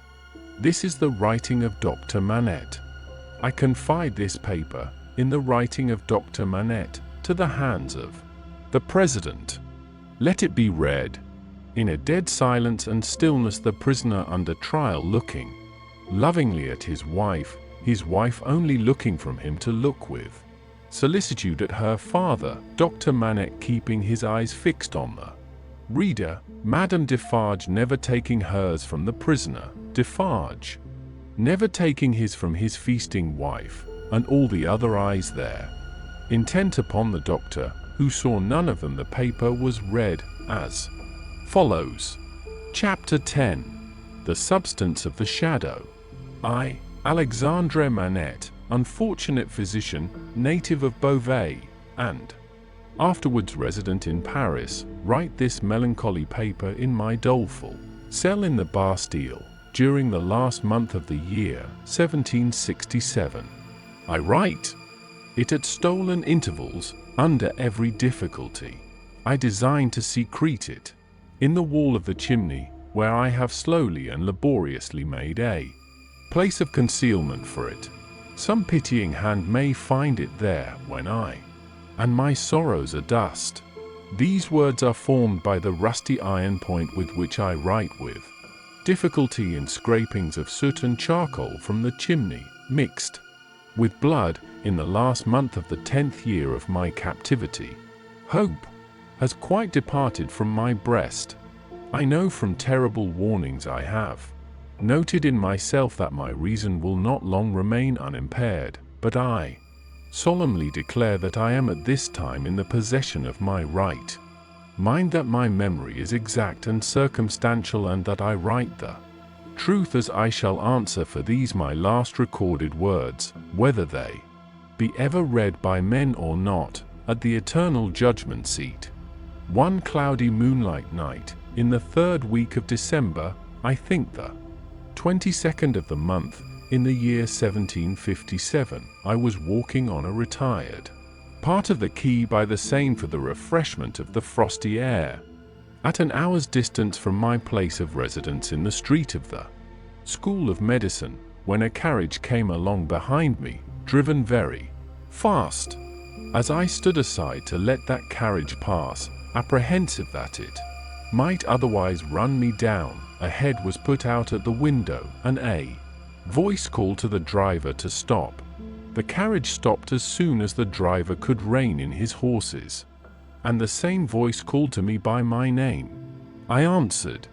The carriage was then so far in advance of me that two gentlemen had time to open the door and alight before I came up with it. I observed that they were both wrapped in cloaks, and appeared to conceal themselves as they stood side by side near the carriage door. I also observed that they both looked of about my own age, or rather younger, and that they were greatly alike in stature, manner, voice, and, as far as I could see, face too. "You are Dr. Manette," said one. "I am Dr. Manette, formerly of Beauvais," said the other, the young physician, originally an expert surgeon, who within the last year or two has made a rising reputation in Paris. "Gentlemen," I returned, "I am that Dr. Manette of whom you speak so graciously." "We have been to your residence," said the first, "and not being so fortunate as to find you there, and being informed that you were probably walking in this direction, we followed, in the hope of overtaking you. Will you please to enter the carriage?" The manner of both was imperious, and they both moved, as these words were spoken, so as to place me between themselves and the carriage door. They were armed. I was not. "Gentlemen," said I, "pardon me, but I usually inquire who does me the honor to seek my assistance, and what is the nature of the case to which I am summoned." The reply to this was made by him who had spoken second. "Doctor, your clients are people of condition. As to the nature of the case, our confidence in your skill assures us that you will ascertain it for yourself better than we can describe it. Enough. Will you please to enter the carriage?" I could do nothing but comply, and I entered it in silence. They both entered after me, the last springing in, after putting up the steps. The carriage turned about, and drove on at its former speed. I repeat this conversation exactly as it occurred. I have no doubt that it is, word for word, the same. I describe everything exactly as it took place, constraining my mind not to wander from the task. Where I make the broken marks that follow here, I leave off for the time, and put my paper in its hiding place. The carriage left the streets behind, passed the North Barrier, and emerged upon the country road. At 2/3 of a league from the barrier, I did not estimate the distance at that time, but afterwards, when I traversed it, it struck out of the main avenue, and presently stopped at a solitary house. We all three alighted, and walked by a damp soft footpath in a garden where a neglected fountain had overflowed to the door of the house. It was not opened immediately, in answer to the ringing of the bell, and one of my two conductors struck the man who opened it with his heavy riding glove across the face. There was nothing in this action to attract my particular attention, for I had seen common people struck more commonly than dogs. But the other of the two, being angry likewise, struck the man in like manner with his arm. The look and bearing of the brothers were then so exactly alike that I then first perceived them to be twin brothers. From the time of our alighting at the outer gate, which we found locked, and which one of the brothers had opened to admit us, and had relocked, I had heard cries proceeding from an upper chamber. I was conducted to this chamber straight, the cries growing louder as we ascended the stairs, and I found a patient in a high fever of the brain, lying on a bed. The patient was a woman of great beauty, and young, assuredly not much past 20. Her hair was torn and ragged, and her arms were bound to her sides with sashes and handkerchiefs. I noticed that these bonds were all portions of a gentleman's dress. On one of them, which was a fringed scarf for a dress of ceremony, I saw the armorial bearings of a noble, and the letter E. I saw this within the first minute of my contemplation of the patient, for, in her restless striving, she had turned over on her face on the edge of the bed, had drawn the end of the scarf into her mouth, and was in danger of suffocation. My first act was to put out my hand to relieve her breathing, and in moving the scarf aside, the embroidery in the corner caught my sight. I turned her gently over, placed my hands upon her breast to calm her and keep her down, and looked into her face. Her eyes were dilated and wild, and she constantly uttered piercing shrieks, and repeated the words, "My husband, my father, and my brother," and then counted up to 12, and said, "Hush!" For an instant, and no more. She would pause to listen, and then the piercing shrieks would begin again, and she would repeat the cry, "My husband, my father, and my brother," and would count up to 12, and say, "Hush!" There was no variation in the order or the manner. There was no cessation, but the regular moments pause in the utterance of these sounds. "How long," I asked, "has this lasted?" To distinguish the brothers, I will call them the elder and the younger. By the elder, I mean him who exercised the most authority. It was the elder who replied, "Since about this hour last night. She has a husband, a father, and a brother." "A brother? I do not address her brother," he answered with great contempt. "No. She has some recent association with the number 12. The younger brother impatiently rejoined, "With 12 o'clock. See, gentlemen," said I, still keeping my hands upon her breast, "how useless I am, as you have brought me. If I had known what I was coming to see, I could have come provided. As it is, time must be lost. There are no medicines to be obtained in this lonely place." The elder brother looked to the younger, who said haughtily, "There is a case of medicines here," and brought it from a closet and put it on the table. I opened some of the bottles, smelt them, and put the stoppers to my lips. If I had wanted to use anything save narcotic medicines that were poisons in themselves, I would not have administered any of those. "Do you doubt them?" asked the younger brother.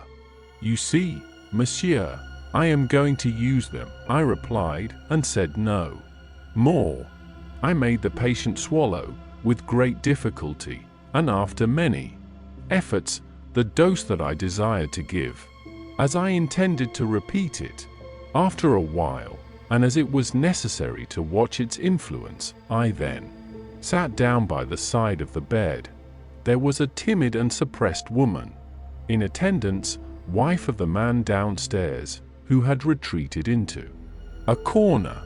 The house was damp and decayed, indifferently furnished, evidently recently occupied and temporarily used. Some thick old hangings had been nailed up before the windows to deaden the sound of the shrieks. They continued to be uttered in their regular succession, with the cry, "My husband, my father, and my brother," the counting up to 12, and a hush.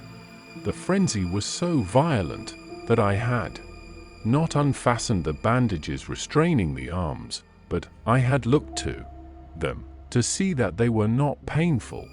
The only spark of encouragement in the case was that my hand upon the sufferer's breast had this much soothing influence, that for minutes at a time it tranquilized the figure.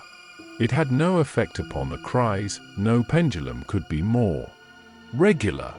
For the reason that my hand had this effect, I assume I had sat by the side of the bed for half an hour with the two brothers looking on, before the elder said, "There is another patient." I was startled and asked, "Is it a pressing case?" "You had better see," he carelessly answered, and took up a light. The other patient lay in a back room across a second staircase, which was a species of loft over a stable. There was a low plastered ceiling to a part of it, the rest was open to the ridge of the tiled roof, and there were beams across. Hay and straw were stored in that portion of the place, faggots for firing, and a heap of apples in sand. I had to pass through that part to get at the other. My memory is circumstantial and unshaken. I try it with these details, and I see them all in this my cell in the Bastille, near the close of the 10th year of my captivity, as I saw them all that night. On some hay on the ground, with a cushion thrown under his head, lay a handsome peasant boy, a boy of not more than 17 at the most. He lay on his back, with his teeth set, his right hand clenched on his breast, and his glaring eyes looking straight upward. I could not see where his wound was, as I kneeled on one knee over him, but I could see that he was dying of a wound from a sharp point. "I am a doctor, my poor fellow," said I. "Let me examine it." "I do not want it examined," he answered. "Let it be." It was under his hand, and I sued him to let me move his hand away. The wound was a sword thrust, received from 20 to 24 hours before, but no skill could have saved him if it had been looked to without delay. He was then dying fast. As I turned my eyes to the elder brother, I saw him looking down at this handsome boy whose life was ebbing out, as if he were a wounded bird, or hare, or rabbit, not at all, as if he were a fellow creature. "How has this been done, monsieur?" said I. "A crazed young common dog, a serf, forced my brother to draw upon him, and has fallen by my brother's sword like a gentleman." There was no touch of pity, sorrow, or kindred humanity in this answer. The speaker seemed to acknowledge that it was inconvenient to have that different order of creature dying there, and that it would have been better if he had died in the usual obscure routine of his vermin kind. He was quite incapable of any compassionate feeling about the boy, or about his fate. The boy's eyes had slowly moved to him as he had spoken, and they now slowly moved to me. "Doctor, they are very proud, these nobles, but we common dogs are proud too, sometimes. They plunder us, outrage us, beat us, kill us, but we have a little pride left, sometimes. Have you seen her, doctor?" The shrieks and the cries were audible there, though subdued by the distance. He referred to them as if she were lying in our presence. I said, "I have seen her. She is my sister, doctor. They have had their shameful rights, these nobles, in the modesty and virtue of our sisters. Many years, but we have had good girls among us. I know it, and have heard my father say so. She was a good girl. She was betrothed to a good young man, to a tenant of his. We were all tenants of his, that man's who stands there. The other is his brother, the worst of a bad race." It was with the greatest difficulty that the boy gathered bodily force to speak, but his spirit spoke with a dreadful emphasis. "We were so robbed by that man who stands there, as all we common dogs are by those superior beings, taxed by him without mercy, obliged to work for him without pay, obliged to grind our corn at his mill, obliged to feed scores of his tame birds on our wretched crops, and forbidden for our lives to keep a single tame bird of our own, pillaged and plundered to that degree that when we chanced to have a bit of meat, we ate it in fear, with the door barred and the shutters closed, that his people should not see it and take it from us. I say, we were so robbed and hunted, and were made so poor, that our father told us it was a dreadful thing to bring a child into the world, and that what we should most pray for was that our women might be barren and our miserable race die out. I had never before seen the sense of being oppressed bursting forth like a fire. I had supposed that it must be latent in the people somewhere, but I had never seen it break out until I saw it in the dying boy. Nevertheless, Doctor, my sister married. He was ailing at that time, poor fellow, and she married her lover that she might tend and comfort him in our cottage, our dog hut, as that man would call it. She had not been married many weeks when that man's brother saw her and admired her, and asked that man to lend her to him for what are husbands among us. He was willing enough, but my sister was good and virtuous, and hated his brother with a hatred as strong as mine. What did the two then, to persuade her husband to use his influence with her, to make her willing? The boy's eyes, which had been fixed on mine, slowly turned to the looker on, and I saw in the two faces that all he said was true. The two opposing kinds of pride confronting one another, I can see, even in this Bastille, the gentleman's all negligent indifference, the peasant's all trodden down sentiment and passionate revenge. You know, Doctor, that it is among the rights of these nobles to harness us common dogs to carts and drive us.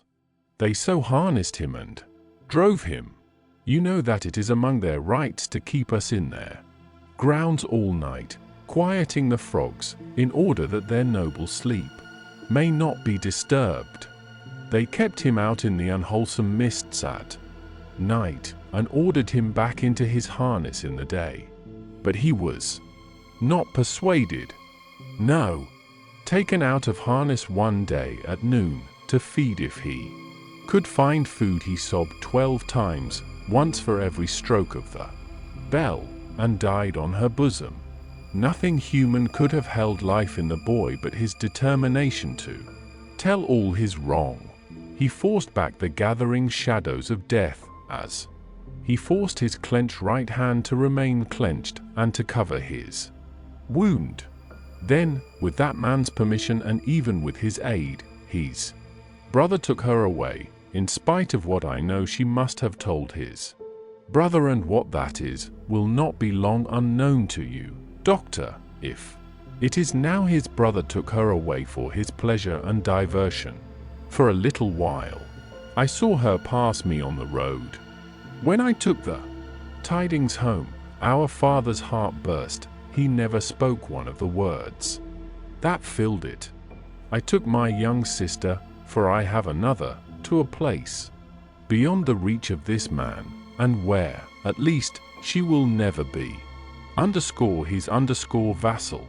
Then, I tracked the brother here, and last night climbed in a common dog, but sword in hand. Where is the loft window? It was somewhere here.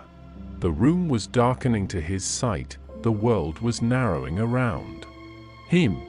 I glanced about me, and saw that the hay and straw were trampled over the floor, as if there had been a struggle. She heard me, and ran in. I told her not to come near us till he was dead. He came in and first tossed me some pieces of money, then struck at me with a whip. But I, though a common dog, so struck at him as to make him draw. Let him break into as many pieces as he will.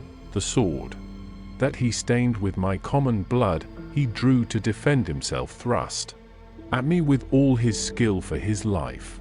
My glance had fallen, but a few moments before, on the fragments of a broken sword lying among the hay. That weapon was a gentleman's. In another place lay an old sword that seemed to have been a soldier's. Now, lift me up, Doctor, lift me up.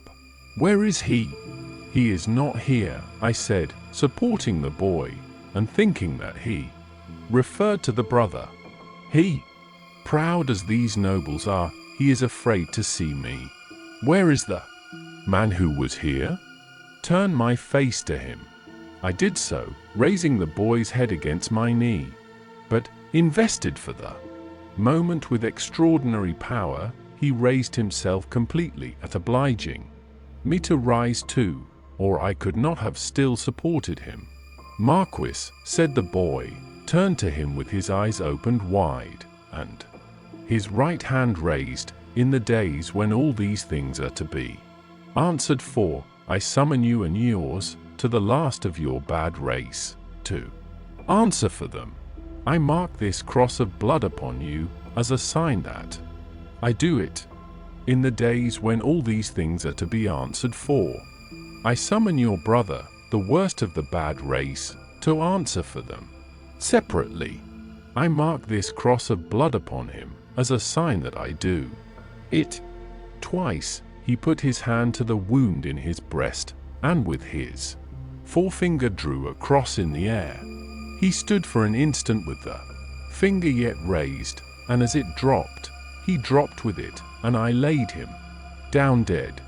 When I returned to the bedside of the young woman, I found her raving in precisely the same order of continuity. I knew that this might last for many hours, and that it would probably end in the silence of the grave. I repeated the medicines I had given her, and I sat at the side of the bed until the night was far advanced. She never abated the piercing quality of her shrieks, never stumbled in the distinctness or the order of her words. They were always my husband, my father, and my brother. 1, 2, 3, 4, 5, 6, 7, 8, 9, 10, 11, 12. Hush! This lasted 26 hours from the time when I first saw her. I had come and gone twice, and was again sitting by her when she began to falter. I did what little could be done to assist that opportunity, and by she sank into a lethargy and lay like the dead.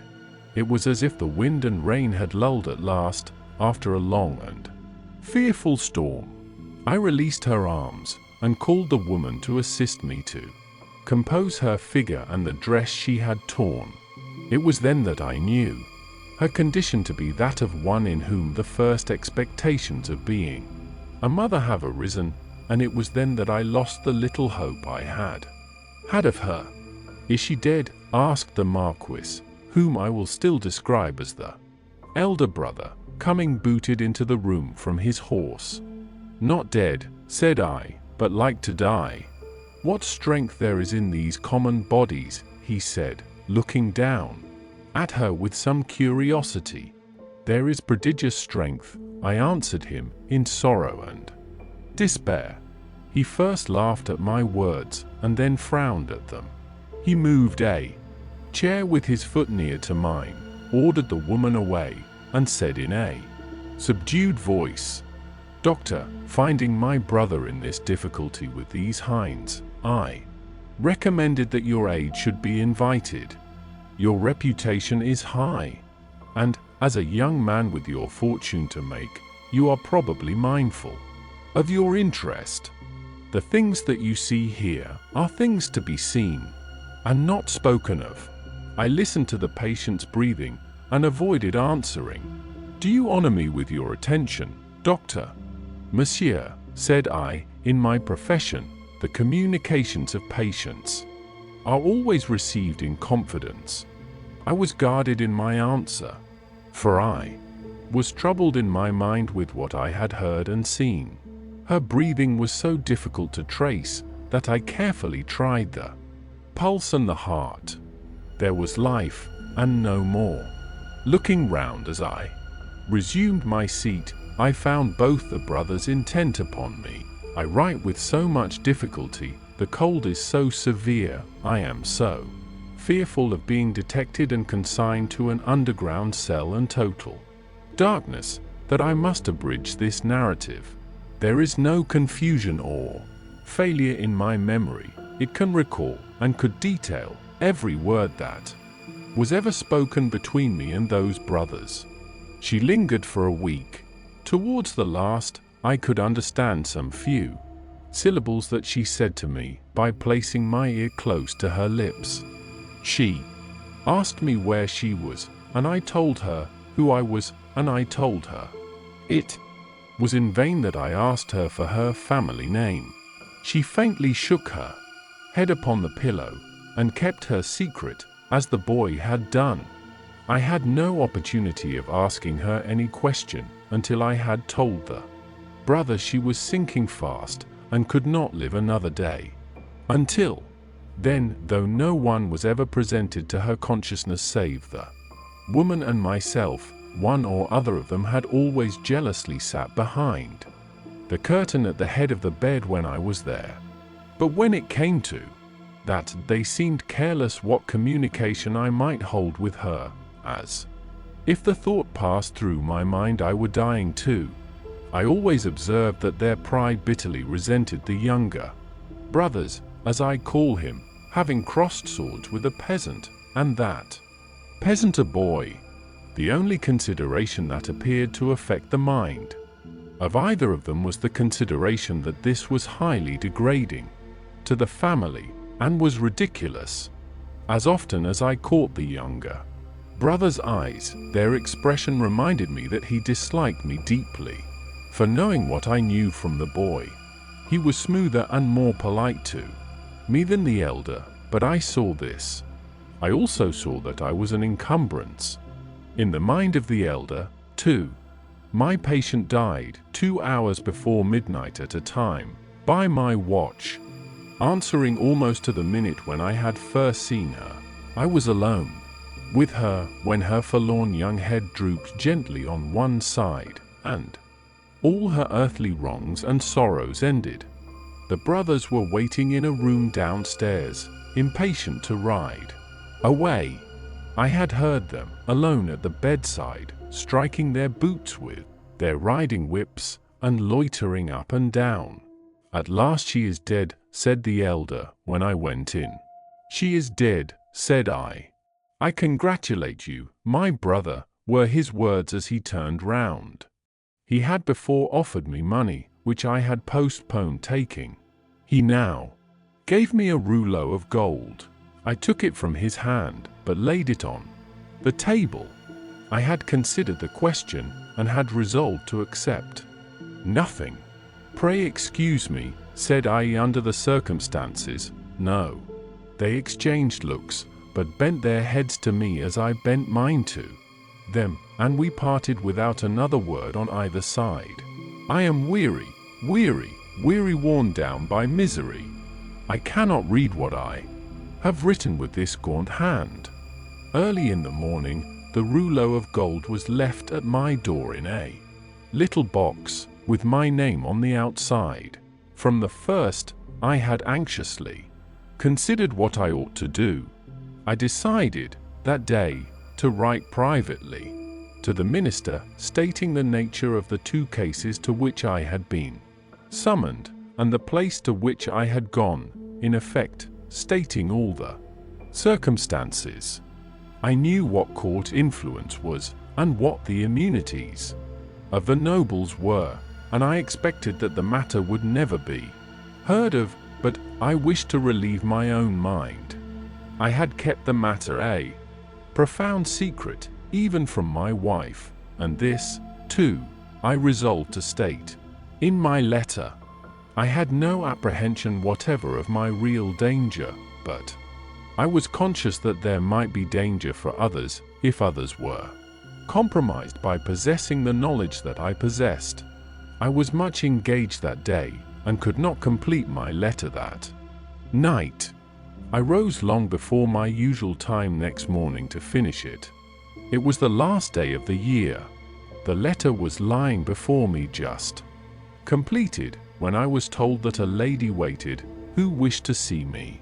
I am growing more and more unequal to the task I have set myself. It is so cold, so dark, My senses are so benumbed, and the gloom upon me is so dreadful. The lady was young, engaging, and handsome, but not marked for long life. She was in great agitation. She presented herself to me as the wife of the Marquis St. Evremond. I connected the title by which the boy had addressed the elder brother with the initial letter embroidered on the scarf, and had no difficulty in arriving at the conclusion that I had seen that nobleman very lately. My memory is still accurate, but I cannot write the words of our conversation. I suspect that I am watched more closely than I was, and I know not at what times I may be watched. She had in part suspected, and in part discovered, the main facts of the cruel story of her husband's share in it, and my being resorted to. She did not know that the girl was dead. Her hope had been, she said in great distress, to show her, in secret, a woman's sympathy. Her hope had been to avert the wrath of heaven from a house that had long been hateful to the suffering many. She had reasons for believing that there was a young sister living, and her greatest desire was to help that sister. I could tell her nothing, but that there was such a sister. Beyond that, I knew nothing. Her inducement to come to me, relying on my confidence, had been the hope that I could tell her the name and place of abode. Whereas, to this wretched hour I am ignorant of both. These scraps of paper fail me.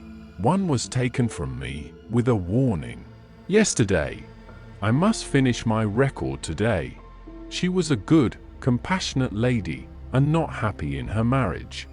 How could she be? The brother distrusted and disliked her, and his influence was all opposed to her. She stood in dread of him, and in dread of her husband too. When I handed her down to the door, there was a child, a pretty boy from 2 to 3 years old, in her carriage. For his sake, doctor, she said, pointing to him in tears, I would do all I can to make what poor amends I can. He will never prosper in his inheritance otherwise. I have a presentiment that if no other innocent atonement is made for this, it will one day be required of him. What I have left to call my own, it is little beyond the worth of a few jewels. I will make it the first charge of his life to bestow, with the compassion and lamenting of his dead mother, on this injured family, if the sister can be discovered. She kissed the boy, and said, caressing him, it is for thine own dear sake. Thou wilt be faithful, little Charles. The child answered her bravely, yes. I kissed her hand, and she took him in her arms, and went away caressing him. I never saw her more. As she had mentioned her husband's name in the faith that I knew it, I added no mention of it to my letter. I sealed my letter, and, not trusting it out of my own hands, delivered it myself that day. That night, the last night of the year, towards 9 o'clock, a man in a black dress rang at my gate, demanded to see me, and softly followed my servant, Ernest Defarge, a youth, upstairs. When my servant came into the room where I sat with my wife, oh my wife, beloved of my heart, my fair young English wife, we saw the man, who was supposed to be at the gate, standing silent behind him. An urgent case in the Rue Saint-Honoré, he said. It would not detain me. He had a coach in waiting. It brought me here, it brought me to my grave. When I was clear of the house, a black muffler was drawn tightly over my mouth from behind, and my arms were pinioned. The two brothers crossed the road from a dark corner, and identified me with a single gesture. The Marquis took from his pocket the letter I had written, showed it me, burnt it in the light of a lantern that was held, and extinguished the ashes with his foot. Not a word was spoken. I was brought here. I was brought to my living grave. If it had pleased God to put it in the hard heart of either of the brothers, in all these frightful years, to grant me any tidings of my dearest wife, so much as to let me know by a word whether alive or dead, I might have thought that he had not quite abandoned them. But now I believe that the mark of the Red Cross is fatal to them, and that they have no part in his mercies, and them and their descendants, to the last of their race, I, Alexandre Manette, unhappy prisoner, do this last night of the year 1767, in my unbearable agony, denounce to the times, when all these things shall be answered for, I denounce them to heaven and to earth. A terrible sound arose when the reading of this document was done. A sound of craving and eagerness that had nothing articulate in it but blood. The narrative called up the most revengeful passions of the time, and there was not a head in the nation but must have dropped before it. Little need, in presence of that tribunal and that auditory, to show how the Defarges had not made the paper public, with the other captured Bastille memorials borne in procession, and had kept it, biding their time. Little need to show that this detested family name had long been anathematized by Saint Antoine, and was wrought into the fatal register. The man never trod ground whose virtues and services would have sustained him in that place that day, against such denunciation. And all the worse for the doomed man, that the denouncer was a well-known citizen, his own attached friend, the father of his wife. One of the frenzied aspirations of the populace was for imitations of the questionable public virtues of antiquity, and for sacrifices and self-immolations on the people's altar. Therefore, when the president said, else had his own head quivered on his shoulders, that the good physician of the Republic would deserve better still of the Republic by rooting out an obnoxious family of aristocrats, and would doubtless feel a sacred glow and joy in making his daughter a widow and her child an orphan, there was wild excitement, patriotic fervor, not a touch of human sympathy. Much influence around him has that doctor, murmured Madame Defarge, smiling to the vengeance. Save him now, my doctor, save him. At every juryman's vote, there was a roar. Another and another. Roar and roar. Unanimously voted.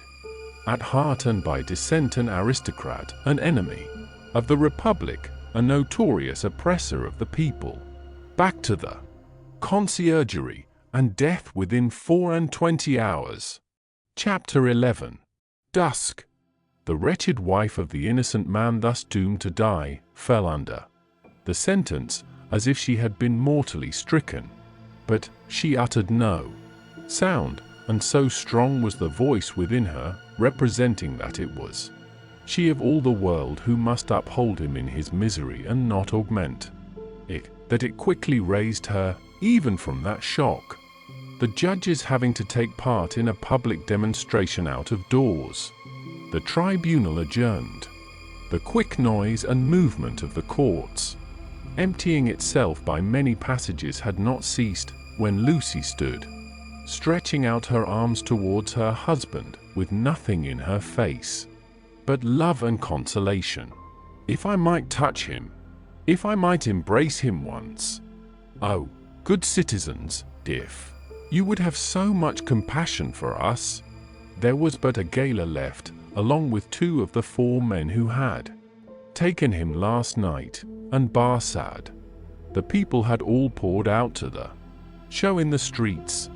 Barsad proposed to the rest, let her embrace him then, it is but a moment.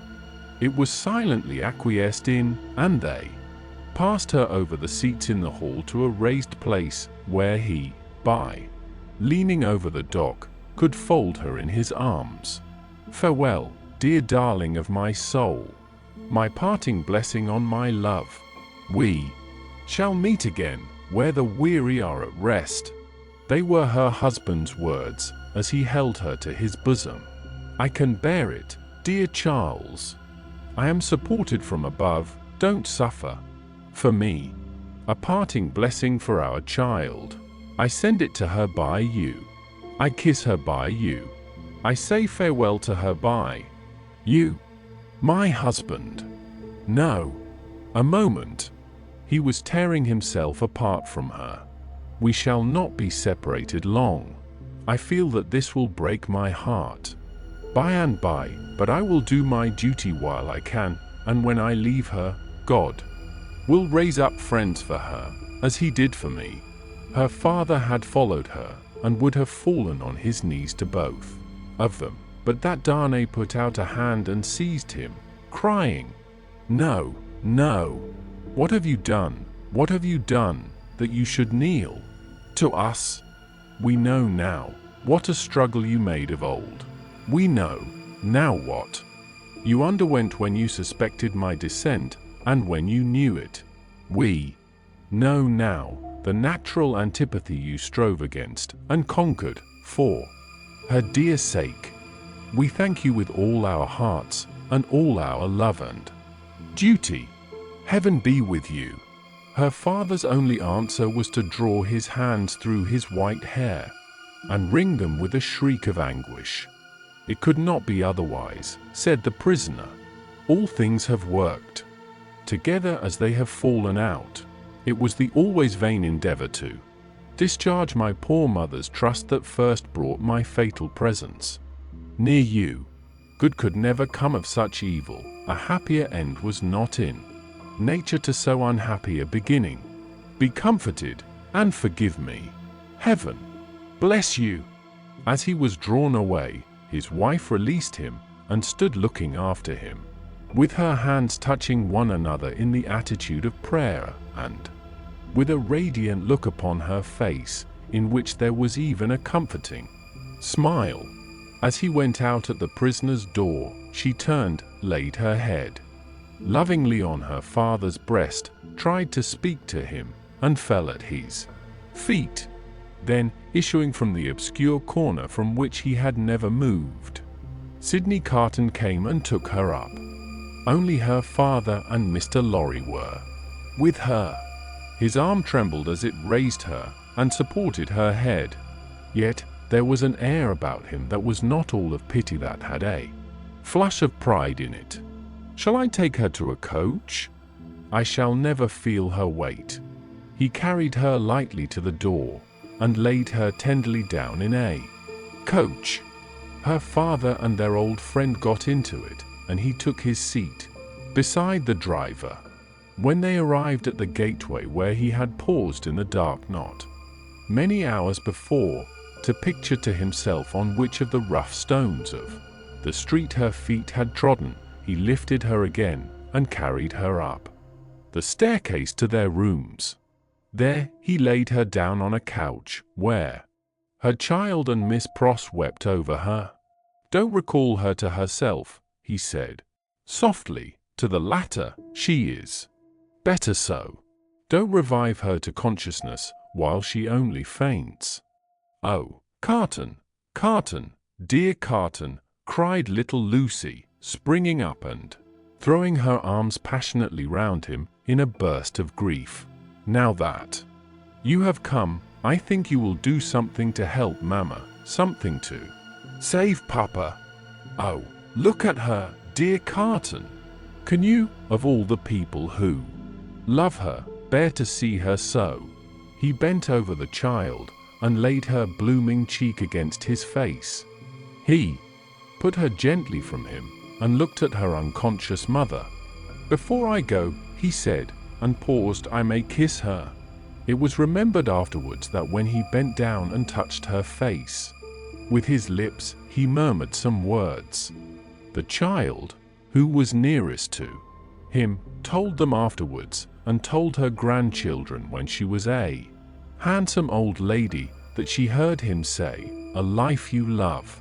When he had gone out into the next room, he turned suddenly on Mr. Lorry and her father, who were following, and said to the latter, You had great influence, but yesterday, Dr. Manette, let it at least be tried.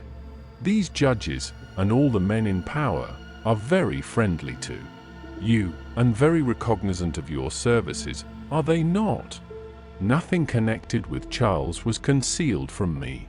I had the strongest assurances that I should save him, and I did. He returned the answer in great trouble, and very slowly. Try them again. The hours between this and tomorrow afternoon are few and short, but try. I intend to try. I will not rest a moment. That's well.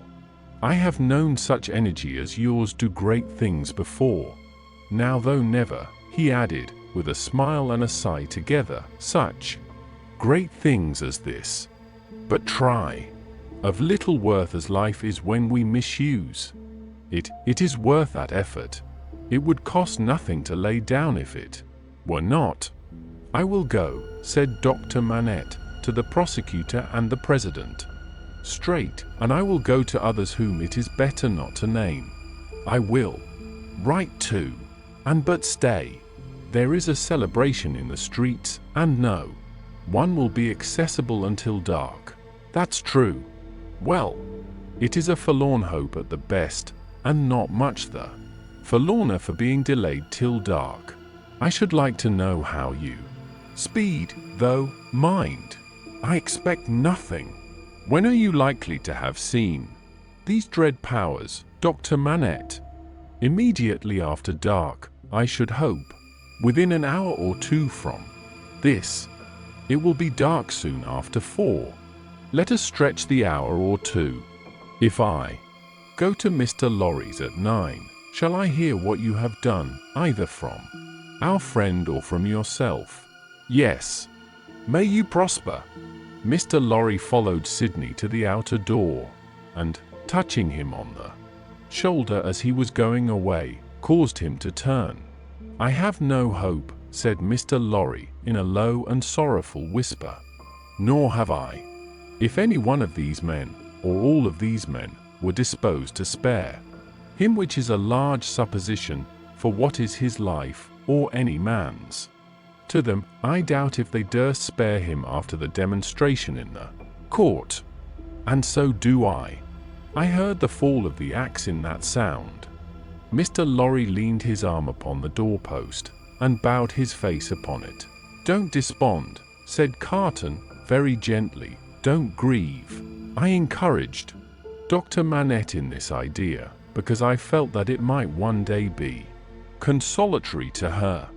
Otherwise, she might think his life was wantonly thrown away or wasted, and that might trouble her. Yes, yes, yes, returned Mr. Lorry, drying his eyes, you are right. But he will perish, there is no real hope. Yes, he will perish, there is no real hope, echoed Carton, and walked with a settled step downstairs. Chapter 12. Darkness. Sydney Carton paused in the street, not quite decided where to go. At Tellson's banking house at 9, he said, with a musing face. Shall I do well, in the meantime, to show myself? I think so. It is best that these people should know there is such a man as I hear. It is a sound precaution, and maybe a necessary preparation. But care, care, care. Let me think it out. Checking his steps, which had begun to tend towards an object, he took a turn or two in the already darkening street, and traced the thought in his mind to its possible consequences. His first impression was confirmed. It is best, he said, finally resolved, that these people should know there is such a man as I hear. And he turned his face toward St. Antoine. Defarge had described himself that day as the keeper of a wine shop in the St. Antoine suburb. It was not difficult for one who knew the city well to find his house without asking any question. Having ascertained its situation, Carton came out of those closer streets again and dined at a place of refreshment and fell sound asleep after dinner. For the First time in many years he had no strong drink. Since last night he had taken nothing but a little light thin wine, and last night he had dropped the brandy slowly down on Mr. Lorry's hearth like a man who had done with it. It was as late as 7 o'clock when he awoke refreshed and went out into the streets again. As he passed along toward St. Antoine, he stopped at a shop window where there was a mirror and slightly altered the disordered arrangement of his loose cravat and his coat collar and his wild hair. This done, he went on direct to Defarge's and went in. There happened to be no customer in the shop but Jack 3 of the restless fingers and the croaking voice. This man, whom he had seen upon the jury, stood drinking at the little counter in conversation with the Defarges, man and wife. The Vengeance assisted in the conversation like a regular member of the establishment. As Carton walked in, took his seat and asked, in very indifferent French, for a small measure of wine, Madame Defarge cast a careless glance at him, and then a keener, and then a keener, and then advanced to him herself, and asked him what it was he had ordered. He repeated what he had already said. English? Asked Madame Defarge, inquisitively raising her dark eyebrows.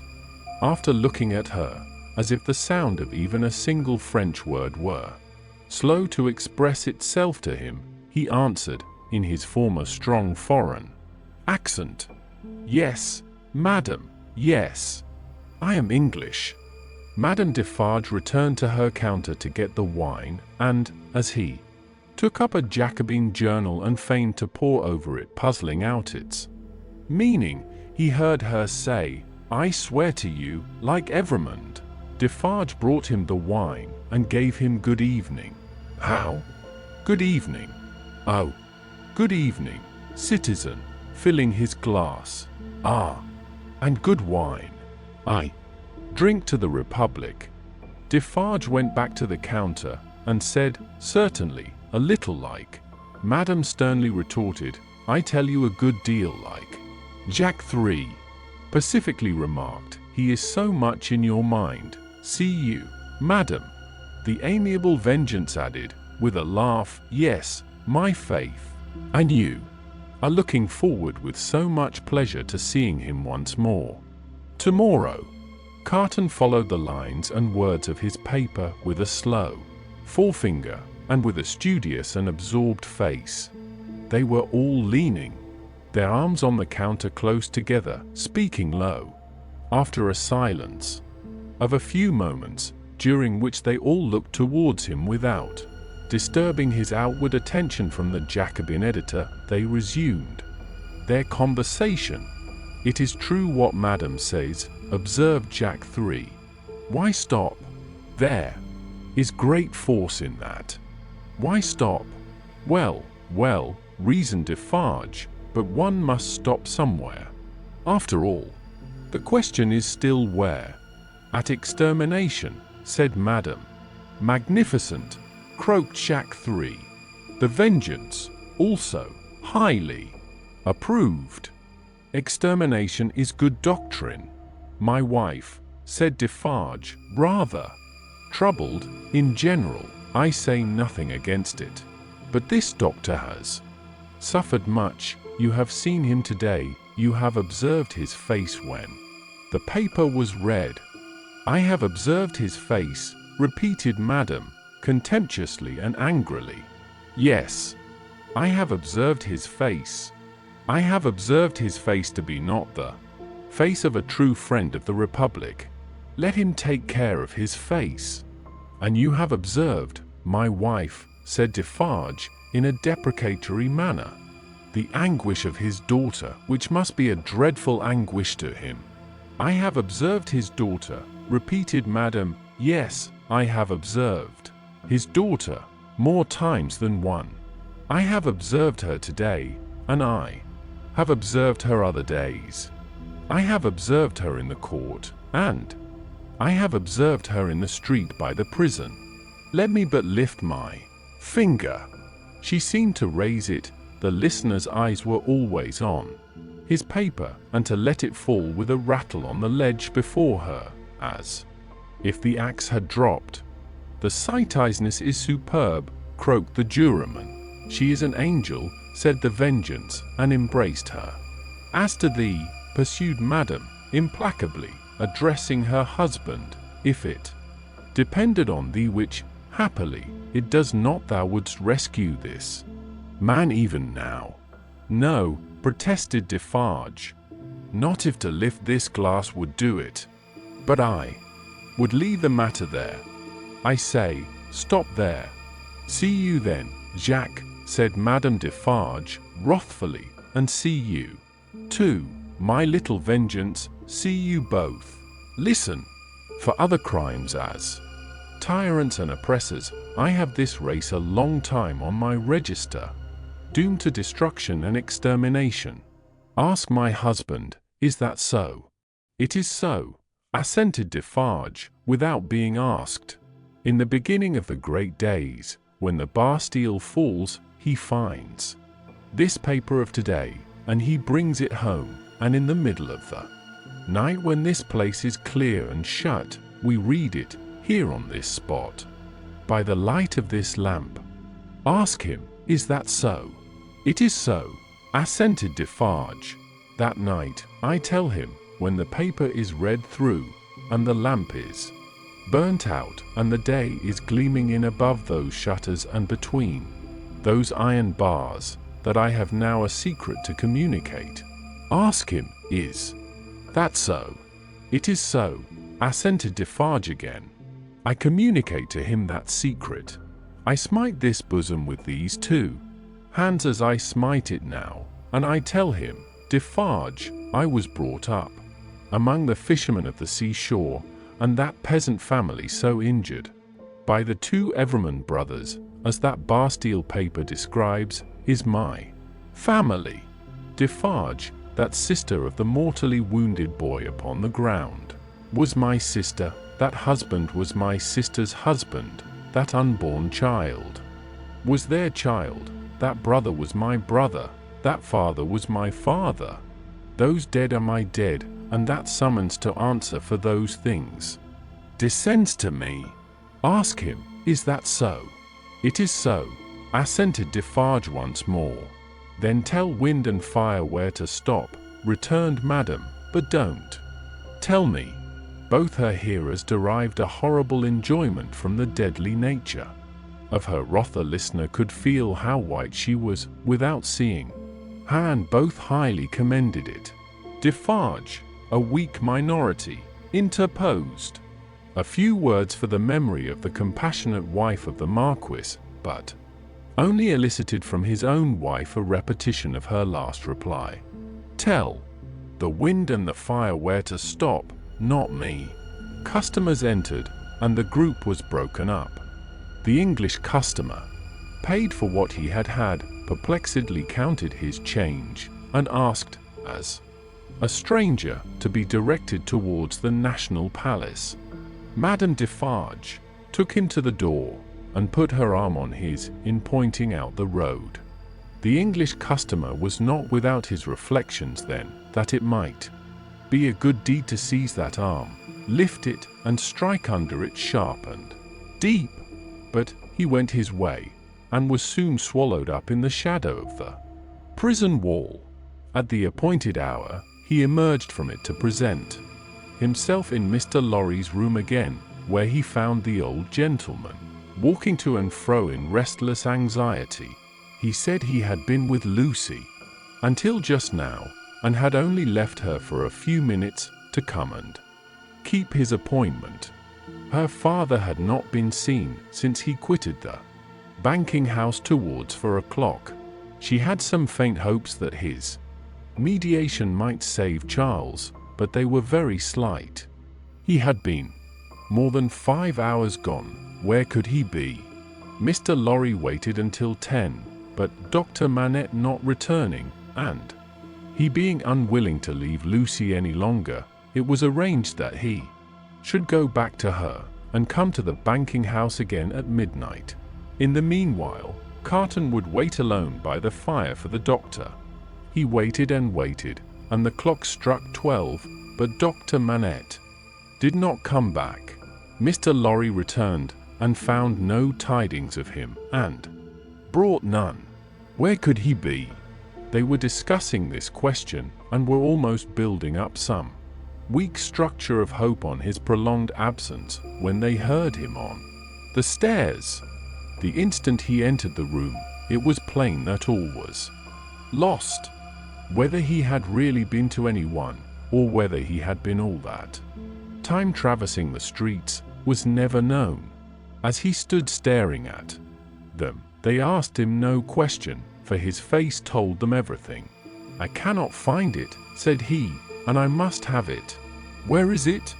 His head and throat were bare, and, as he spoke with a helpless look, straying all around, he took his coat off and let it drop on the floor. "Where is my bench? I have been looking everywhere for my bench, and I can't find it. What have they done with my work? Time presses, I must finish those shoes." They looked at one another, and their hearts died within them. "Come, come," said he, in a whimpering, miserable way, "let me get to work. Give me my work."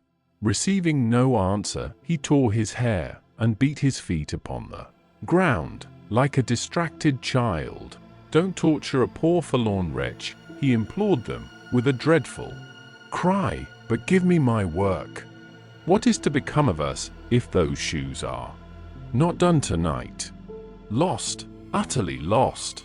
It was so clearly beyond hope to reason with him or try to restore him, that as if by agreement they each put a hand upon his shoulder and soothed him to sit down before the fire with a promise that he should have his work presently. He sank into the chair and brooded over the embers and shed tears, as if all that had happened since the garret time were a momentary fancy or a dream. Mr. Lorry saw him shrink into the exact figure that Defarge had had in keeping. Affected and impressed with terror as they both were by this spectacle of ruin, it was not a time to yield to such emotions. His lonely daughter, bereft of her final hope and reliance, appealed to them both too strongly. Again, as if by agreement, they looked at one another with one meaning in their faces. Carton was the first to speak. "The last chance is gone. It was not much. Yes, he had better be taken to her.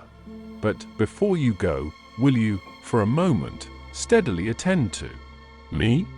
Don't ask me why I make the stipulations I am going to make, and exact the promise I am going to exact. I have a reason, a good one." "I do not doubt it," answered Mr. Lorry. "Say on." The figure in the chair between them was all the time monotonously rocking itself to and fro, and moaning. They spoke in such a tone as they would have used if they had been watching by a sick bed in the night. Carton stooped to pick up the coat, which lay almost entangling his feet.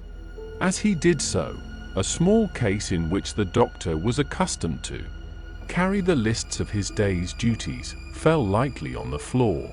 Carton took it up, and there was a folded paper in it.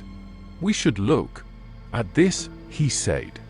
Mr. Lorry nodded his consent.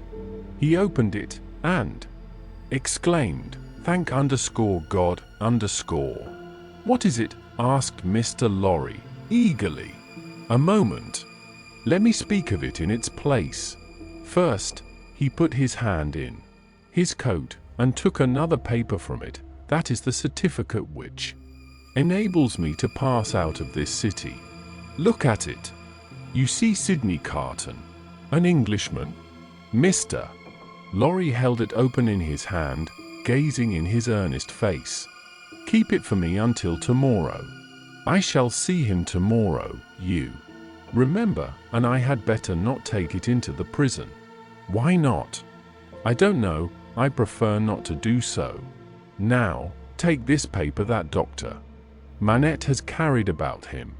It is a similar certificate enabling him, and his daughter and her child, at any time, to pass the barrier and the frontier. You see? Yes. Perhaps he obtained it as his last and utmost precaution against evil. Yesterday. When is it dated? But no matter, don't stay to look. Put it up carefully with mine and your own. Now, observe. I never doubted until, within this hour or two, that he had, or could have such a paper. It is good, until recalled. But it may be soon recalled, and, I have reason to think, will be. They are not in danger. They are in great danger. They are in danger of denunciation by Madame Defarge. I know it from her own lips. I have overheard words of that woman's tonight, which have presented their danger to me in strong colors. I have lost no time, and since then I have seen the spy. He confirms me. He knows that a wood sawyer, living by the prison wall, is under the control of the Defarges, and has been rehearsed by Madame Defarge. As to his having seen her, he never mentioned Lucie's name, making signs and signals to prisoners. It is easy to foresee that the pretense will be the common one, a prison plot, and that it will involve her life and perhaps her child's and perhaps her father's, for both have been seen with her at that place. Don't look so horrified. You will save them all. Heaven grant I may, Carton. But how? I am going to tell you how. It will depend on you, and it could depend on no better man. This new denunciation will certainly not take place until after tomorrow, probably not until 2 or 3 days afterwards, more probably a week afterwards. You know it is a capital crime to mourn for or sympathize with a victim of the guillotine. She and her father would unquestionably be guilty of this crime, and this woman, the inveteracy of whose pursuit cannot be described, would wait to add that strength to her case and make herself doubly sure. You follow me so attentively and with so much confidence in what you say, that for the moment I lose sight, touching the back of the doctor's chair, even of this distress.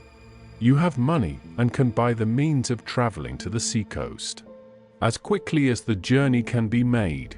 Your preparations have been completed for some days to return to England. Early tomorrow have your horses ready so that they may be in starting trim at 2 o'clock in the afternoon. It shall be done. His manner was so fervent and inspiring that Mr. Lorry caught the flame and was as quick as youth. You are a noble heart. Did I say we could depend upon no better man? Tell her, tonight, what you know of her danger as involving her child and her father. Dwell upon that, for she would lay her own fair head beside her husband's cheerfully. He faltered for an instant, then went on as before. For the sake of her child and her father, press upon her the necessity of leaving Paris with them and you at that hour. Tell her that it was her husband's last arrangement. Tell her that more depends upon it than she dare believe or hope. You think that her father, even in this sad state, will submit himself to her, do you not? I am sure of it. I thought so. Quietly and steadily have all these arrangements made in the courtyard here, even to the taking of your own seat in the carriage. The moment I come to you, take me in and drive away. I understand that I wait for you under all circumstances. You have my certificate in your hand. With the rest, you know, and will reserve my place. Wait for nothing but to have my place occupied, and then for England. Why, then, said Mr. Lorry, grasping his eager but so firm and steady hand, it does not all depend on one old man, but I shall have a young, an ardent man at my side. By the help of heaven you shall. Promise me solemnly that nothing will influence you to alter the course on which we now stand pledged to one another. Nothing. Carton. Remember these words tomorrow, change the course, or delay in it for any reason, and no life can possibly be saved, and many lives must inevitably be sacrificed. I will remember them. I hope to do my part faithfully, and I hope to do mine. Now, goodbye. Though he said it with a grave smile of earnestness, and though he even put the old man's hand to his lips, he did not part from him then. He helped him so far to arouse the rocking figure before the dying embers, as to get a cloak and hat put upon it, and to tempt it forth to find where the bench and work were hidden that it still moaningly besought to have. He walked on the other side of it and protected it to the courtyard of the house where the afflicted heart so happy in the memorable time when he had revealed his own desolate heart to it outwatched the awful night. He entered the courtyard and remained there for a few moments alone, looking up at the light in the window of her room. Before he went away, he breathed a blessing towards it, and a farewell. Chapter 13. 52. In the black prison of the conciergerie, the doomed of the day awaited their fate. They were in number as the weeks of the year. 52 were to roll that afternoon on the life tide of the city to the boundless, everlasting sea. Before their cells were quit of them, new occupants were appointed. Before their blood ran into the blood spilled yesterday, the blood that was to mingle with theirs tomorrow was already set apart. 212 were told off from the farmer general of 70, whose riches could not buy his life, to the sempstress of 20, whose poverty and obscurity could not save her. Physical diseases, engendered in the vices and neglects of men, will seize on victims of all degrees, and the frightful moral disorder, born of unspeakable suffering, intolerable oppression, and heartless indifference, smote equally, without distinction. Charles Darnay, alone in a cell, had sustained himself with no flattering delusion since he came to it from the tribunal. In every line of the narrative he had heard his condemnation. He had fully comprehended that no personal influence could possibly save him, that he was virtually sentenced by the millions, and that units could avail him nothing. Nevertheless, it was not easy, with the face of his beloved wife fresh before him, to compose his mind to what it must bear. His hold on life was strong, and it was very, very hard to loosen by gradual efforts and degrees. Unclosed a little here, it clenched the tighter there, and when he brought his strength to bear on that hand and it yielded, this was closed again. There was a hurry, too, in all his thoughts, a turbulent and heated working of his heart that contended against resignation. If, for a moment, he did feel resigned, then his wife and child who had to live after him seemed to protest and to make it a selfish thing. But all this was at first. Before long, the consideration that there was no disgrace in the fate he must meet, and that numbers went the same road wrongfully, and trod it firmly every day, sprang up to stimulate him. Next followed the thought that much of the future peace of mind, enjoyable by the dear ones, depended on his quiet fortitude. So, by degrees he calmed into the better state, when he could raise his thoughts much higher, and draw comfort down. Before it had set in dark on the night of his condemnation, he had travelled thus far on his last way, being allowed to purchase the means of writing, and a light. He sat down to write until such time as the prison lamps should be extinguished. He wrote a long letter to Lucie, showing her that he had known nothing of her father's imprisonment until he had heard of it from herself. and that he had been as ignorant as she of his father's and uncle's responsibility for that misery until the paper had been read. He had already explained to her that his concealment from herself of the name he had relinquished was the one condition fully intelligible now that her father had attached to their betrothal, and was the one promise he had still exacted on the morning of their marriage. He entreated her, for her father's sake, never to seek to know whether her father had become oblivious of the existence of the paper, or had had it recalled to him, for the moment, or for good, by the story of the tower, on that old Sunday under the dear old plane tree in the garden. If he had preserved any definite remembrance of it, there could be no doubt that he had supposed it destroyed with the Bastille, when he had found no mention of it among the relics of prisoners which the populace had discovered there, and which had been described to all the world. He besought her, though he added that he knew it was needless to console her father, by impressing him through every tender means she could think of, with the truth that he had done nothing for which he could justly reproach himself, but had uniformly forgotten himself for their joint sakes, next to her preservation of his own last grateful love and blessing, and her overcoming of her sorrow, to devote herself to their dear child. He adjured her, as they would meet in heaven, to comfort her father. To her father himself he wrote in the same strain, but he told her father that he expressly confided his wife and child to his care, and he told him this very strongly, with the hope of rousing him from any despondency or dangerous retrospect towards which he foresaw he might be tending. To Mr. Lorry he commended them all, and explained his worldly affairs. That done, with many added sentences of grateful friendship and warm attachment, all was done. He never thought of Carton. His mind was so full of the others that he never once thought of him. He had time to finish these letters before the lights were put out.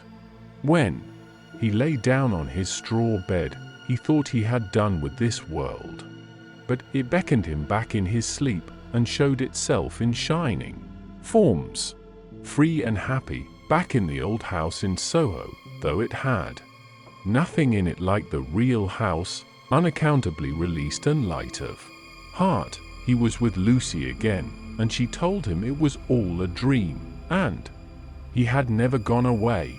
A pause of forgetfulness, and then he had even suffered, and had come back to her, dead and at peace, and yet there was no difference in him. Another pause of oblivion, and he awoke in the somber morning, unconscious where he was or what had happened, until it flashed upon his mind, "This is the day of my death."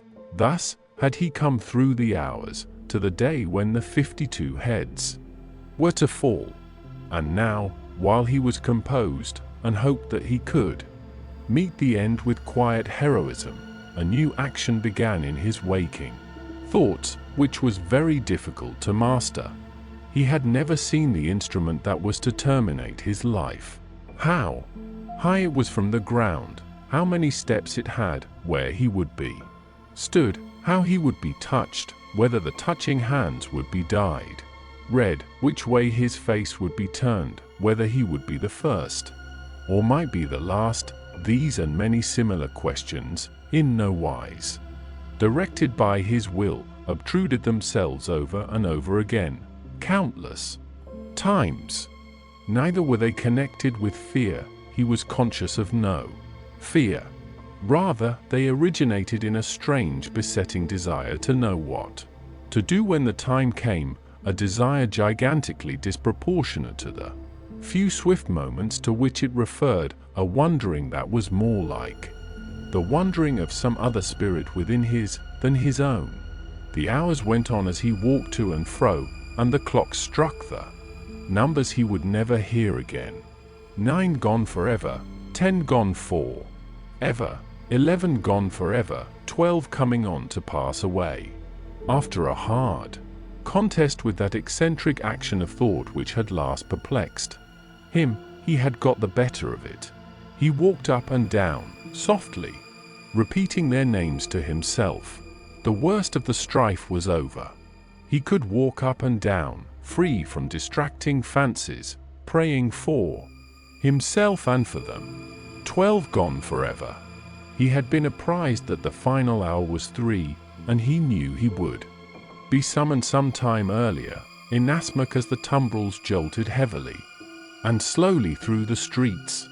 Therefore, he resolved to keep 2 before his mind as the hour, and so to strengthen himself in the interval that he might be able, after that time, to strengthen others. Walking regularly to and fro with his arms folded on his breast, a very different man from the prisoner who had walked to and fro at La Force. He heard one struck away from him, without surprise. The hour had measured like most other hours. Devoutly thankful to heaven for his recovered self-possession, he thought, there is but another now, and turned to walk again. Footsteps in the stone passage outside the door. He stopped. The key was put in the lock, and turned. Before the door was opened, or as it opened, a man said in a low voice, in English he has never seen me here. I have kept out of his way. Go you in alone, I wait near. Lose no time. The door was quickly opened and closed, and there stood before him, face to face, quiet, intent upon him, with the light of a smile on his features, and a cautionary finger on his lip, Sydney Carton. There was something so bright and remarkable in his look, that, for the first moment, the prisoner misdoubted him to be an apparition of his own imagining. But he spoke, and it was his voice. He took the prisoner's hand, and it was his real grasp. Of all the people upon earth, you least expected to see me, he said. I could not believe it to be you.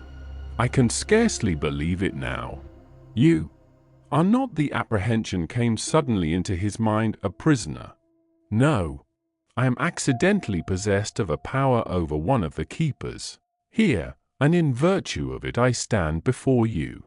I come from her, your wife, dear Darnay. The prisoner wrung his hand. I bring you a request from her. What is it?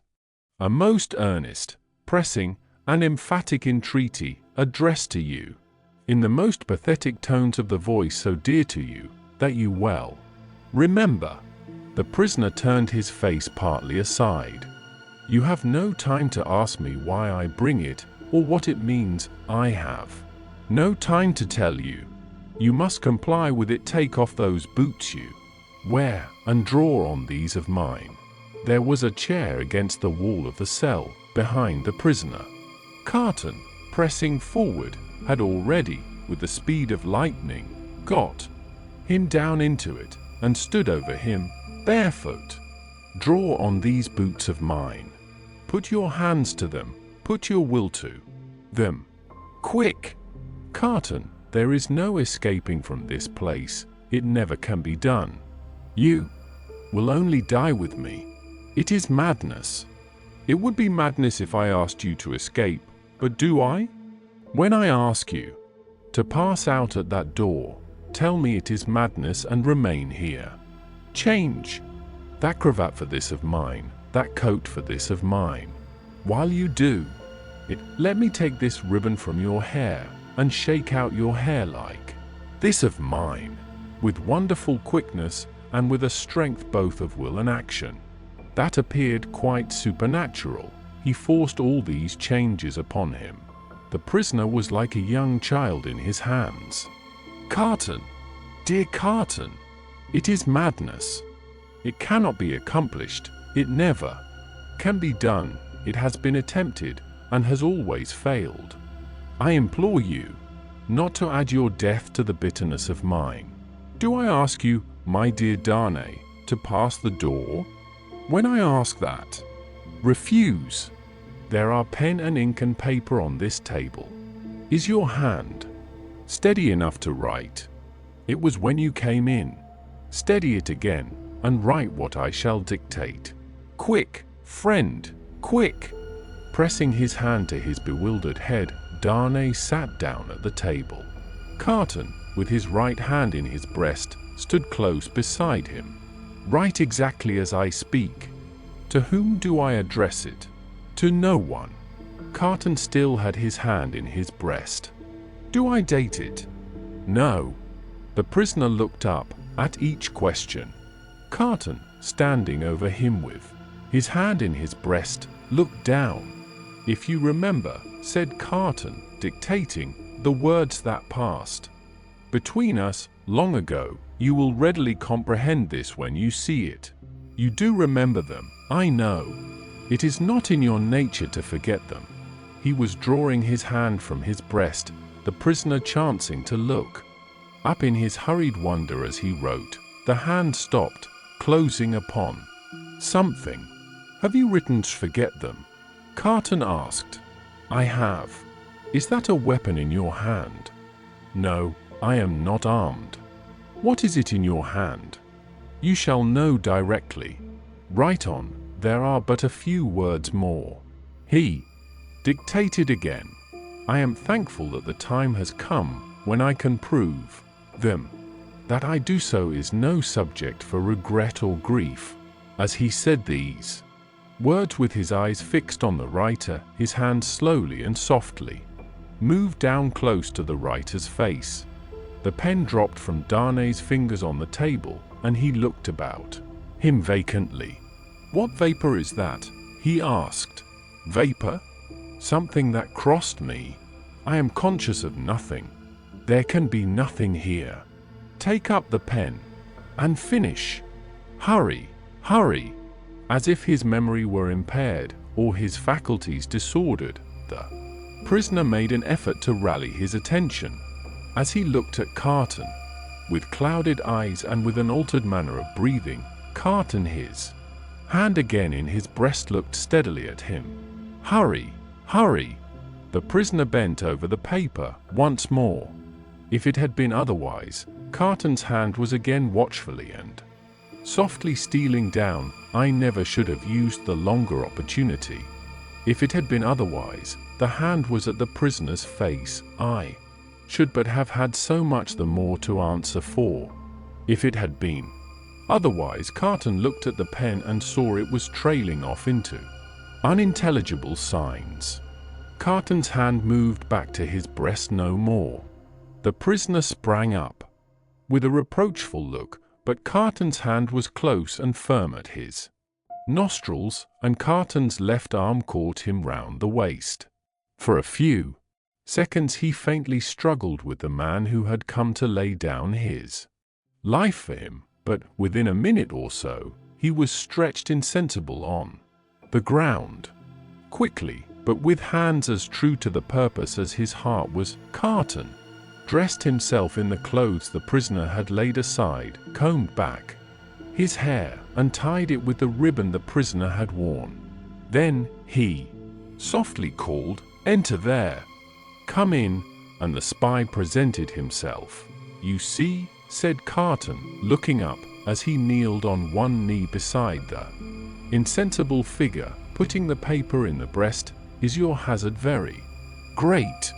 "Mr. Carton," the spy answered, with a timid snap of his fingers, "my hazard is not in the thick of business here, if you are true to the whole of your bargain. Don't fear me. I will be true to the death. You must be, Mr. Carton, if the tale of 52 is to be right. Being made right by you in that dress, I shall have no fear. Have no fear. I shall soon be out of the way of harming you, and the rest will soon be far from here, please God. Now, get assistance and take me to the coach." "You," said the spy nervously. "Him, man, with whom I have exchanged. You go out at the gate by which you brought me in?" "Of course. I was weak and faint when you brought me in, and I am fainter now you take me out. The parting interview has overpowered me. Such a thing has happened here, often, and too often. Your life is in your own hands. Quick! Call assistance. You swear not to betray me, said the trembling spy, as he paused for a last moment. Man, returned Carton, stamping his foot, have I sworn by no solemn vow already, to go through with this, that you waste the precious moments now? Take him yourself to the courtyard you know of, place him yourself in the carriage, show him yourself to Mr. Lorry, tell him yourself to give him no restorative but air, and to remember my words of last night, and his promise of last night, and drive away. The spy withdrew, and Carton seated himself at the table, resting his forehead on his hands. The spy returned immediately, with 2 men. How, then, said one of them, contemplating the fallen figure. So afflicted to find that his friend has drawn a prize in the lottery of St. Guillotine. A good patriot, said the other, could hardly have been more afflicted. If the aristocrat had drawn a blank. They raised the unconscious figure, placed it on a litter they had brought to the door, and bent to carry it away. The time is short, Evrémonde, said the spy, in a warning voice. I know it well, answered Carton. Be careful of my friend, I entreat you, and leave me. Come, then, my children, said Barsad. Lift him, and come away. The door closed, and Carton was left alone. Straining his powers of listening to the utmost, he listened for any sound that might denote suspicion or alarm. There was none. Keys turned, doors clashed. Footsteps passed along distant passages. No cry was raised, or hurry made, that seemed unusual. Breathing more freely in a little while, he sat down at the table and listened again until the clock struck 2. Sounds that he was not afraid of, for he divined their meaning, then began to be audible. Several doors were opened in succession, and finally his own. A gaoler, with a list in his hand, looked in, merely saying, "Follow me, Evrémonde," and he followed into a large dark room. At a distance. It was a dark winter day, and what with the shadows within, and what with the shadows without, he could but dimly discern the others who were brought there to have their arms bound. Some were standing, some seated, some were lamenting, and in restless motion. But these were few. The great majority were silent and still, looking fixedly at the ground. As he stood by the wall in a dim corner, while some of the 52 were brought in after him, one man stopped in passing to embrace him, as having a knowledge of him. It thrilled him with a great dread of discovery, but the man went on. A very few moments after that, a young woman, with a slight girlish form, a sweet spare face in which there was no vestige of color, and large widely open patient eyes, rose from the seat where he had observed her sitting, and came to speak to him. "Citizen Evrémonde," she said, touching him with her cold hand. "I am a poor little sempstress, who was with you in La Force." He murmured for answer, "True. I forget what you were accused of. Plots. Though the just heaven knows that I am innocent of any. Is it likely? Who would think of plotting with a poor little weak creature like me?" The forlorn smile with which she said it so touched him that tears started from his eyes. "I am not afraid to die, Citizen Evrémonde, but I have done nothing. I am not unwilling to die, if the Republic, which is to do so much good to us poor, will profit by my death, but I do not know how that can be. Citizen Evrémonde, such a poor weak little creature, as the last thing on earth that his heart was to warm and soften to, it warmed and softened to this pitiable girl. I heard you were released, Citizen Evrémonde. I hoped it was true. It was but I was again taken and condemned. If I may ride with you, Citizen Evermond, will you let me hold your hand? I am not afraid, but I am little and weak, and it will give me more courage. As the patient eyes were lifted to his face, he saw a sudden doubt in them, and then astonishment. He pressed the work-worn, hunger-worn young fingers and touched his lips. "Are you dying for him?" she whispered. "And his wife and child?" "Hush! Yes. Oh, you will let me hold your brave hand, stranger." "Hush! Yes, my poor sister, to the last." The same shadows that are falling on the prison are falling, in that same hour of the early afternoon, on the barrier with the crowd about it, when a coach going out of Paris drives up to be examined. Who goes here? Whom have we within? Papers. The papers are handed out and read. Alexandre Manette, physician, French. Which is he? This is he, this helpless, inarticulately murmuring, wandering old man. Pointed out. Apparently the citizen doctor is not in his right mind. The revolution fever will have been too much for him. Greatly too much for him. Many suffer with it. Lucie, his daughter, French. Which is she? This is she. Apparently it must be. Lucie, the wife of Evermond, is it not? It is. Evermond has an assignation elsewhere. Lucie, her child, English. This is she. She and no other. Kiss me, child of Evermond. Now, thou hast kissed a good Republican. Something new in thy family, remember it. Sydney Carton, advocate, English. Which is he? He lies here, in this corner of the carriage. He, too, is pointed out. Apparently the English advocate is in a swoon. It is hoped he will recover in the fresher air. It is represented that he is not in strong health and has separated sadly from a friend who is under the displeasure of the Republic. Is that all? It is not a great deal, that. Many are under the displeasure of the Republic and must look out at the little window. Jarvis Lorry, banker, English. Which is he? I am he. Necessarily, being the last. It is Jarvis Lorry who has replied to all the previous questions. It is Jarvis Lorry who has alighted and stands with his hand on the coach door, replying to a group of officials.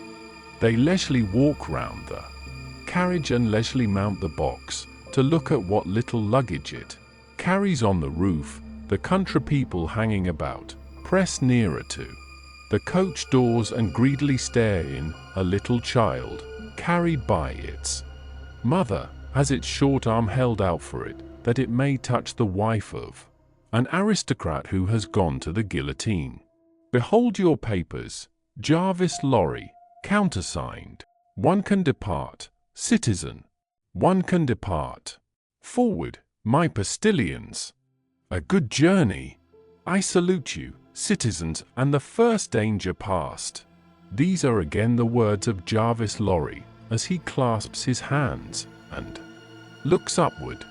There is terror in the carriage, there is weeping, there is the heavy breathing of the insensible traveler. Are we not going too slowly? Can they not be induced to go faster? Asks Lucie, clinging to the old man. It would seem like flight, my darling. I must not urge them too much. It would rouse suspicion. Look back, and see if we are pursued. The road is clear, my dearest. So far, we are not pursued. Houses in twos and threes pass by us, solitary farms, ruinous buildings, dye works, tanneries, and the like, open country, avenues of leafless trees. The hard uneven pavement is under us, the soft deep mud is on either side. Sometimes we strike into the skirting mud to avoid the stones that clatter us and shake us. Sometimes we stick in ruts and sloughs there. The agony of our impatience is then so great that in our wild alarm and hurry we are for getting out and running, hiding, doing anything but stopping. Out of the open country, in again among ruinous buildings, solitary farms, dye works, tanneries, and the like, cottages in 2s and 3s, avenues of leafless trees. Have these men deceived us and taken us back by another road? Is not this the same place twice over? Thank heaven. No. A village. Look back, and see if we are pursued. Hush. The posting house. Leisurely, our 4 horses are taken out. Leisurely, the coach stands in the little street, bereft of horses, and with no likelihood upon it of ever moving again. Leisurely, the new horses come into visible existence, one by one. Leisurely, the new postilions follow, sucking and plaiting the lashes of their whips. Leisurely, the old postilions count their money, make wrong additions, and arrive at dissatisfied results. All the time, our overfraught hearts are beating at a rate that would far outstrip the fastest gallop of the fastest horses ever foaled. At length the new postilions are in their saddles, and the old are left behind. We are through the village, up the hill, and down the hill, and on the low watery grounds. Suddenly, the postilions exchange speech with animated gesticulation, and the horses are pulled up, almost on their haunches. We are pursued? Ho! Within the carriage there. Speak then. What is it? Asks Mr. Lorry, looking out at window. How many did they say? I do not understand you. At the last post. How many to the guillotine today? 52. I said so. A brave number. My fellow citizen here would have it. 42. 10 more heads are worth having. The guillotine goes handsomely. I love it. High forward. Whoop. The night comes on dark. He moves more, he is beginning to revive, and to speak intelligibly. He thinks they are still together. He asks him by his name what he has in his hand. Oh, pity us, kind heaven, and help us. Look out, and see if we are pursued. The wind is rushing after us, and the clouds are flying after us, and the moon is plunging after us, and the whole wild night is in pursuit of us. But, so far, we are pursued by nothing else. Chapter 14. The knitting done. In that same juncture of time when the 52 awaited their fate, Madame Defarge held darkly ominous counsel with the Vengeance and Yak 3 of the Revolutionary Jury. Not in the wine shop did Madame Defarge confer with these ministers, but in the shed of the wood sawyer, erst a mender of roads. The sawyer himself did not participate in the conference, but abided at a little distance, like an outer satellite who was not to speak until required, or to offer an opinion until invited. But our Defarge, said Jack 3, is undoubtedly a good Republican? There is no better, the voluble Vengeance protested in her shrill notes. In France. Peace, little Vengeance, said Madame Defarge, laying her hand with a slight frown on her lieutenant's lips. Hear me speak. My husband, fellow citizen, is a good Republican and a bold man. He has deserved well of the Republic, and possesses its confidence. But my husband has his weaknesses, and he is so weak as to relent towards this doctor. It is a great pity, croaked Jacques 3, dubiously shaking his head with his cruel fingers at his hungry mouth. It is not quite like a good citizen. It is a thing to regret. See you, said Madame, I care nothing for this doctor. He may wear his head or lose it, for any interest I have in him. It is all one to Me. But the Everman people are to be exterminated, and the wife and child must follow the husband and father. She has a fine head for it, croaked Shack 3. I have seen blue eyes and golden hair there, and they looked charming when Samson held them up. Ogre that he was, he spoke like an epicure. Madame Defarge cast down her eyes, and reflected a little. The child also, observed Jack 3, with a meditative enjoyment of his words, has golden hair and blue eyes. And we seldom have a child. There. It is a pretty sight. In a word, said Madame Defarge, coming out of her short abstraction, I cannot trust my husband in this matter. Not only do I feel, since last night, that I dare not confide to him the details of my projects, but also I feel that if I delay, there is danger of his giving warning, and then they might escape. That must never be, croaked Shack 3, no one must escape. We have not half enough as it is. We ought to have 60 a day. In a word, Madame Defarge went on, my husband has not my reason for pursuing this family to annihilation, and I have not his reason for regarding this doctor with any sensibility. I must act for myself. Therefore, come hither, little citizen. The wood sawyer, who held her in the respect, and himself in the submission of mortal fear, advanced with his hand to his red cap.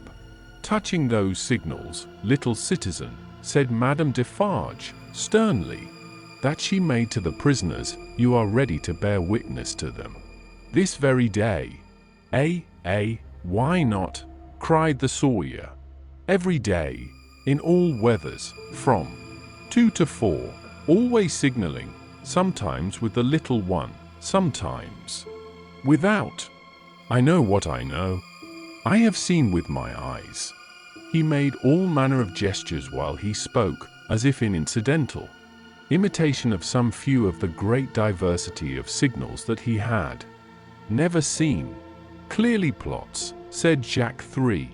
Transparently.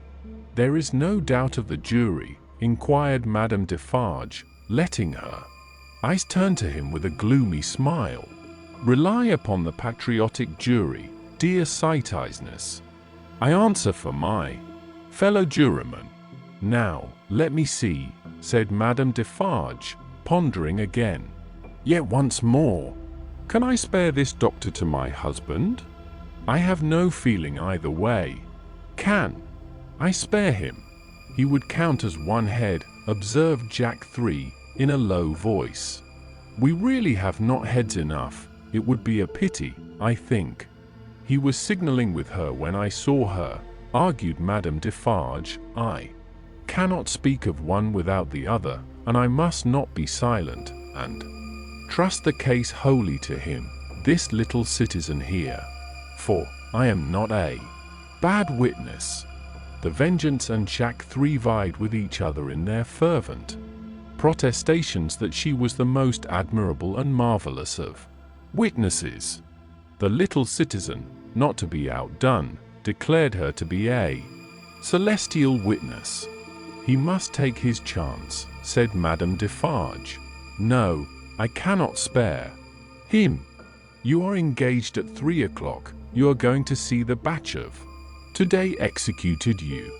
The question was addressed to the wood sawyer, who hurriedly replied in the affirmative, seizing the occasion to add that he was the most ardent of Republicans, and that he would be in effect the most desolate of Republicans, if anything prevented him from enjoying the pleasure of smoking his afternoon pipe in the contemplation of the droll national barber.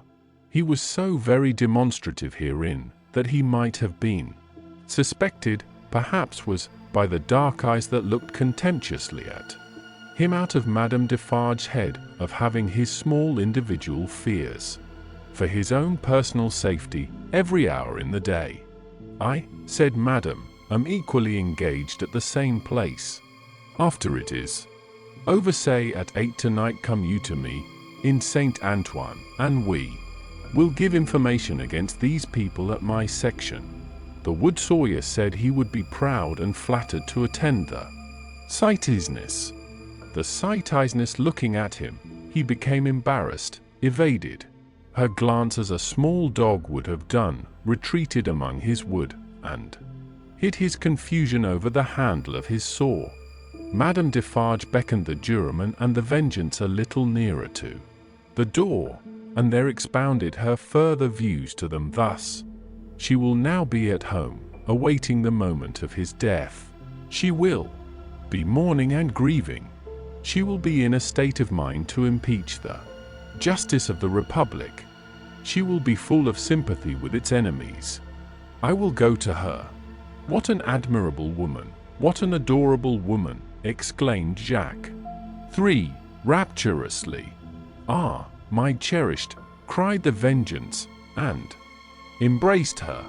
"Take you my knitting," said Madame Defarge, placing it in her lieutenant's hands, "and have it ready for me in my usual seat.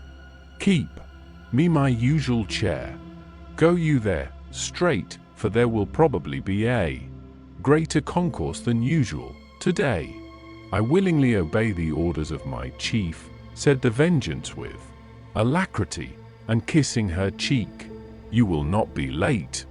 I shall be there before the commencement, and before the tumbrils arrive. Be sure you are there, my soul," said the Vengeance, calling after her, for she had already turned into the street. "Before the tumbrils arrive." Madame Defarge slightly waved her hand, to imply that she heard, and might be relied upon to arrive in good time, and so went through the mud, and round the corner of the prison wall. The Vengeance and the juryman, looking after her as she walked away, were highly appreciative of her fine figure and her superb moral endowments. There were many women at that time upon whom the time laid a dreadfully disfiguring hand, but there was not one among them more to be dreaded than this ruthless woman, now taking her way along the streets of a strong and fearless character, of shrewd sense and readiness, of great determination, of that kind of beauty which not only seems to impart to its possessor firmness and animosity, but to strike into others an instinctive recognition of those qualities. The troubled time would have heaved her up under any circumstances, but imbued from her childhood with a brooding sense of wrong and an inveterate hatred of a class, opportunity had developed her into a tigress. She was absolutely without pity. If she had ever had the virtue in her, it had quite gone out of her. It was nothing to her that an innocent man was to die for the sins of his forefathers. She saw not him, but them. It was nothing to her that his wife was to be made a widow and his daughter an orphan. That was insufficient punishment, because they were her natural enemies and her prey, and as such had no right to live. To appeal to her was made hopeless by her having no sense of pity, even for herself. If she had been laid low in the streets, in any of the many encounters in which she had been engaged, she would not have pitied herself, nor, if she had been ordered to the axe tomorrow, would she have gone to it with any softer feeling than a fierce desire to change places with the man who sent her there. Such a heart Madame Defarge carried under her rough robe. Carelessly worn, it was a becoming robe enough, in a certain weird way, and her dark hair looked rich under her coarse red cap. Lying hidden in her bosom was a loaded pistol. Lying hidden at her waist was a sharpened dagger. Thus accoutred, and walking with the confident tread of such a character, and with the supple freedom of a woman who had habitually walked in her girlhood, barefoot and bare-legged, on the brown sea sand, Madame Defarge took her way along the streets. Now, when the journey of the travelling coach, at that very moment, waiting for the completion of its load, had been planned out last night. The difficulty of taking Miss Pross in it had much engaged Mr. Lorry's attention. It was not merely desirable to avoid overloading the coach, but it was of the highest importance that the time occupied in examining it and its passengers should be reduced to the utmost, since their escape might depend on the saving of only a few seconds here and there. Finally, he had proposed, after anxious consideration, that Miss Pross and Jerry, who were at liberty to leave the city, should leave it at 3 o'clock in the lightest wheeled conveyance known to that period. Unencumbered with luggage, they would soon overtake the coach, and, passing it and preceding it on the road, would order its horses in advance and greatly facilitate its progress during the precious hours of the night, when delay was the most to be dreaded, seeing in this arrangement the hope of rendering real service in that pressing emergency. Miss Pross hailed it with joy. She and Jerry had beheld the coach start, had known who it was that Solomon brought, had passed some 10 minutes in tortures of suspense, and were now concluding their arrangements to follow the coach, even as Madame Defarge, taking her way through the streets, now drew nearer and nearer to the else deserted lodging in which they held their consultation. "Now what do you think, Mr. Cruncher?" said Miss Pross, whose agitation was so great that she could hardly speak, or stand, or move, or live.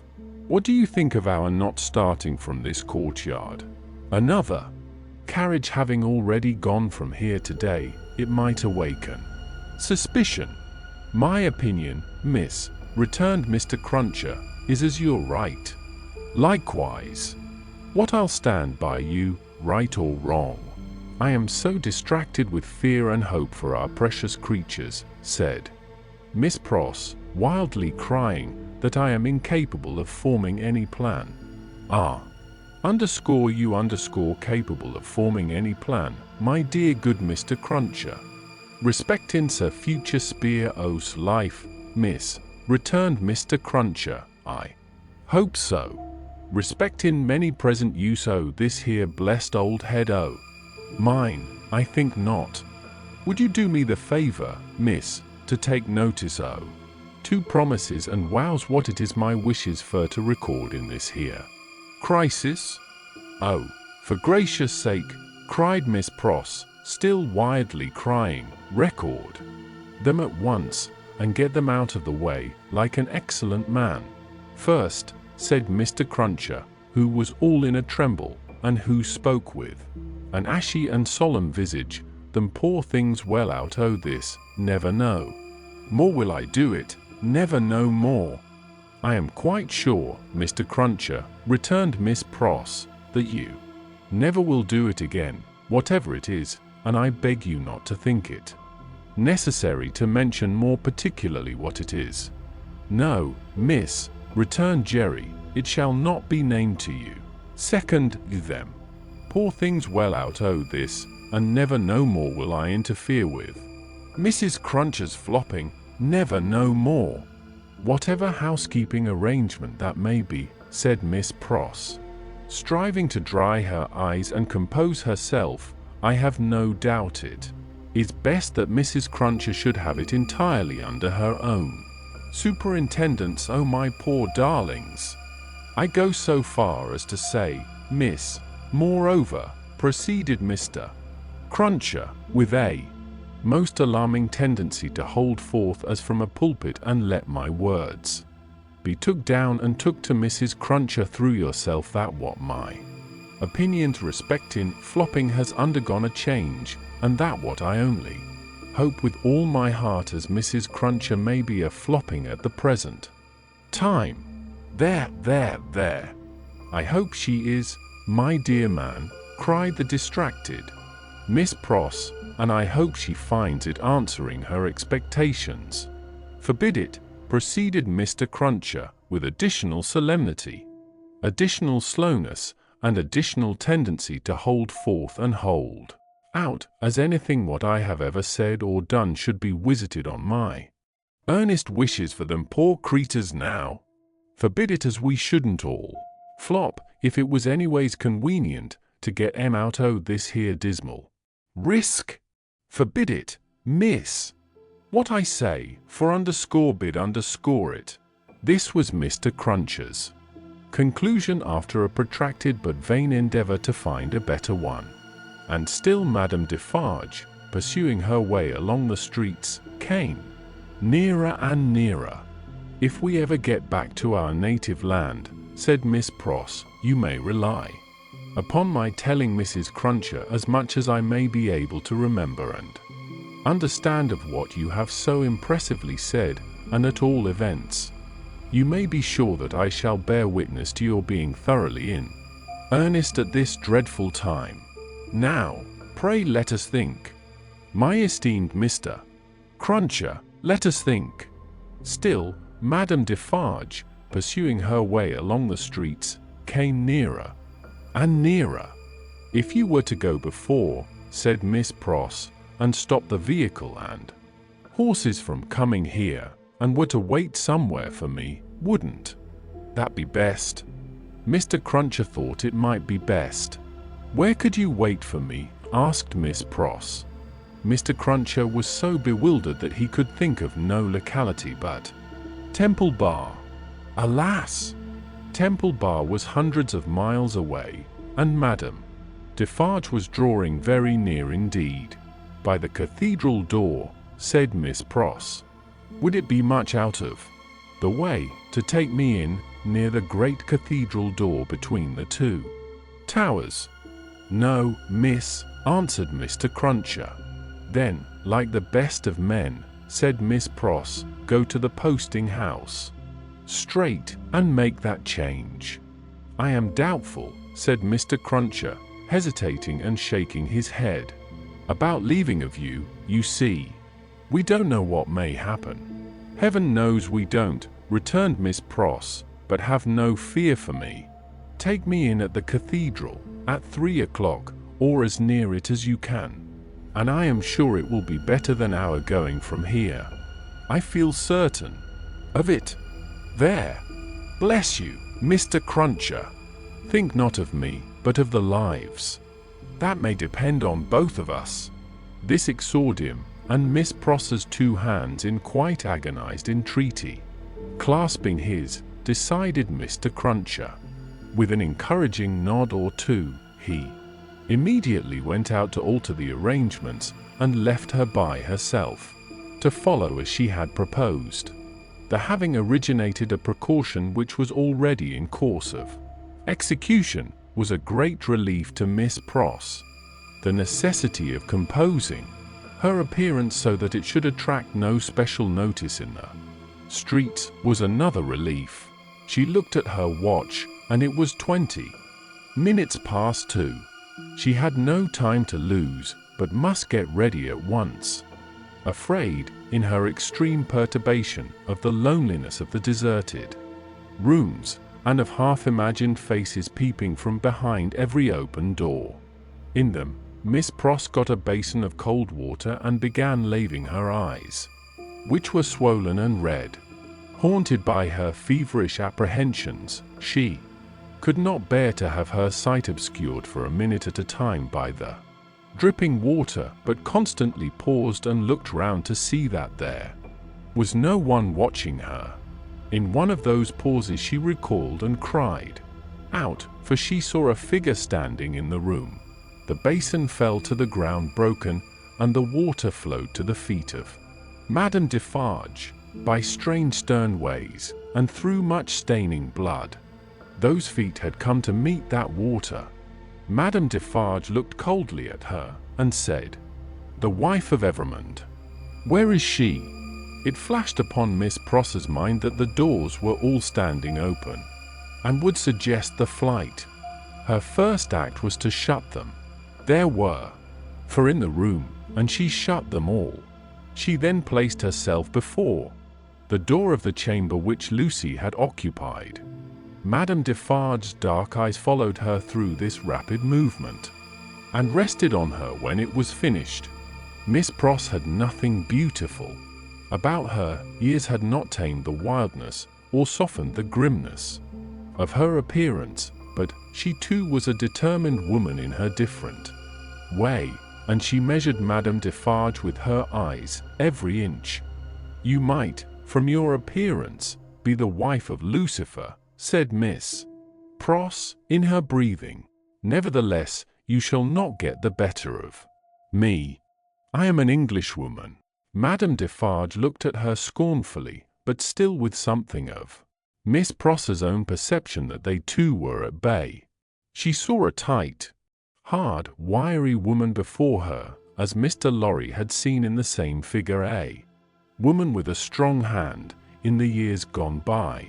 She knew full well that Miss Pross was the family's devoted friend. Miss Pross knew full well that Madame Defarge was the family's malevolent enemy. "On my way yonder," said Madame Defarge, with a slight movement of her hand towards the fatal spot where they reserve my chair and my knitting for me, "I am come to make my compliments to her in passing. I wish to see her." "I know that your intentions are evil," said Miss Pross, "and you may depend upon it, I'll hold my own against them." Each spoke in her own language, neither understood the other's words. Both were very watchful, and intent to deduce from look and manner what the unintelligible words meant. "It will do her no good to keep herself concealed from me at this moment," said Madame Defarge. "Good patriots will know what that means. Let me see her. Go tell her that I wish to see her. Do you hear?" "If those eyes of yours were bedwinches," returned Miss Pross, "and I was an English four-poster, they shouldn't loose a splinter of me. No, you wicked foreign woman, I am your match." Madame Defarge was not likely to follow these idiomatic remarks in detail, but she so far understood them as to perceive that she was set at naught. "Woman imbecile and pig-like," said Madame Defarge, frowning. "I take no answer from you. I demand to see her. Either tell her that I demand to see her, or stand out of the way of the door and let me go to her." This, with an angry explanatory wave of her right arm. "I little thought," said Miss Pross, "that I should ever want to understand your nonsensical language, but I would give all I have, except the clothes I wear, to know whether you suspect the truth, or any part of it." Neither of them for a single moment released the other's eyes. Madame Defarge had not moved from the spot where she stood when Miss Pross first became aware of her, but she now advanced one step. "I am a Briton," said Miss Pross. "I am desperate. I don't care an English tuppence for myself. I know that the longer I keep you here, the greater hope there is for my ladybird. I'll not leave a handful of that dark hair upon your head if you lay a finger on me." Thus Miss Pross, with a shake of her head and a flash of her eyes, between every rapid sentence and every rapid sentence a whole breath. Thus Miss Pross, who had never struck a blow in her life, but her courage was of that emotional nature that it brought the irrepressible tears into her eyes. This was a courage that Madame Defarge so little comprehended as to mistake for weakness. "Ha, ha," she laughed, "you poor wretch! What are you worth? I address myself to that doctor." Then she raised her voice and called out, "Citizen Doctor, wife of Evremond, child of Evremond, any person but this miserable fool, answer the citizeness Defarge." Perhaps the following silence, perhaps some latent disclosure in the expression of Miss Pross's face, perhaps a sudden misgiving apart from either suggestion, whispered to Madame Defarge that they were gone. 3 of the doors she opened swiftly, and looked in. "Those rooms are all in disorder, there has been hurried packing, there are odds and ends upon the ground. There is no one in that room behind. You, let me look." "Never," said Miss Pross, who understood the request as perfectly as Madame Defarge understood the answer. If they are not in that room, they are gone, and can be pursued and brought back, said Madame Defarge to herself. As long as you don't know whether they are in that room or not, you are uncertain what to do, said Miss Pross to herself, and you shall not know that, if I can prevent your knowing it, and know that, or not know that, you shall not leave here while I can hold you. I have been in the streets from the first, nothing has stopped me. I will tear you to pieces, but I will have you from that door, said Madame Defarge. We are alone at the top of a high house in a solitary courtyard. We are not likely to be heard, and I pray for bodily strength to keep you here, while every minute you are here is worth 100,000 guineas to my darling, said Miss Pross. Madame Defarge made at the door. Miss Pross, on the instinct of the moment, seized her round the waist in both her arms, and held her tight. It was in vain for Madame Defarge to struggle and to strike. Miss Pross, with the vigorous tenacity of love, always so much stronger than hate, clasped her tight, and even lifted her from the floor in the struggle that they had. The two hands of Madame Defarge buffeted and tore her face, but Miss Pross, with her head down, held her round the waist, and clung to her with more than the hold of a drowning woman. Soon Madame Defarge's hand ceased to strike, and felt at her encircled waist. It is under my arm, said Miss Pross, in smothered tones. You shall not draw it. I am stronger than you, I bless heaven for it. I hold you till one or other of us faints or dies. Madame Defarge's hands were at her bosom. Miss Pross looked up, saw what it was, struck at it, struck out a flash and a crash, and stood alone, blinded with smoke. All this was in a second. As the smoke cleared, leaving an awful stillness, it passed out on the air like the soul of the furious woman, whose body lay lifeless on the ground. In the first fright and horror of her situation, Miss Pross passed the body as far from it as she could, and ran down the stairs to call for fruitless help. Happily, she bethought herself of the consequences of what she did in time to check herself and go back. It was dreadful to go in at the door again, but she did go in, and even went near it, to get the bonnet and other things that she must wear. These she put on, out on the staircase, first shutting and locking the door and taking away the key. She then sat down on the stairs a few moments to breathe and to cry, and then got up and hurried away. By good fortune she had a veil on her bonnet, or she could hardly have gone along the streets without being stopped. By good fortune, too, she was naturally so peculiar in appearance as not to show disfigurement. Like any other woman, she needed both advantages, for the marks of gripping fingers were deep in her face, and her hair was torn, and her dress, hastily composed with unsteady hands, was clutched and dragged 100 ways. In crossing the bridge, she dropped the door key in the river. Arriving at the cathedral some few minutes before her escort, and waiting there, she thought, what if the key were already taken in a net? What if it were identified? What if the door were opened and the remains discovered? What if she were stopped at the gate, sent to prison, and charged with murder? In the midst of these fluttering thoughts, the escort appeared, took her in, and took her away. "Is there any noise in the streets?" she asked him.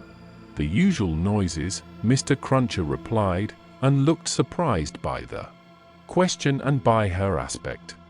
"I don't hear you," said Miss Pross. "What do you say?" It was in vain for Mr. Cruncher to repeat what he said. Miss Pross could not hear him. "So I'll nod my head," thought Mr. Cruncher, amazed. "At all events she'll see that." And she did. "Is there any noise in the streets now?" asked Miss Pross again. "Presently." Again Mr. Cruncher nodded his head. "I don't hear it." "Gone deaf in an hour," said Mr. Cruncher, ruminating, with his mind much disturbed. "What's come to her?" "I feel," said Miss Pross, "as if there had been a flash and a crash. And that crash was the last thing I should ever hear in this life. Blessed if she ain't in a queer condition," said Mr. Cruncher, more and more disturbed. "What can she have been a tarkeen to keep her courage up? Hark! There's the roll of them dreadful carts. You can hear that, miss?" "I can hear," said Miss Pross, seeing that he spoke to her, "nothing." "Oh, my good man, there was first a great crash, and then a great stillness. And that stillness seems to be fixed and unchangeable, never to be broken any more as long as my life lasts. If she don't hear the roll of those dreadful carts, now very nigh their journey's end," said Mr. Cruncher, glancing over his shoulder, "it's my opinion that indeed she never will hear anything else in this world." And indeed she never did. Chapter 15. The footsteps die out forever. Along the Paris streets, the death carts rumble, hollow and harsh. 6. Tumbrils carry the day's wine to la guillotine. All the devouring and insatiate monsters imagined since imagination could record itself are fused in the one realization, guillotine. And yet there is not in France, with its rich variety of soil and climate, a blade, a leaf, a root, a sprig, a peppercorn, which will grow to maturity under conditions more certain than those that have produced this horror. Crush humanity out of shape once more, under similar hammers, and it will twist itself into the same tortured forms, sow the same seed of rapacious license and oppression over again, and it will surely yield the same fruit according to its kind. 6 tumbrils roll along the streets. Change these back again to what they were, thou powerful enchanter, time, and they shall be seen to be the carriages of absolute monarchs, the equipages of feudal nobles, the toilettes of flaring Jezebels, the churches that are not my father's house but dens of thieves, the huts of millions of starving peasants.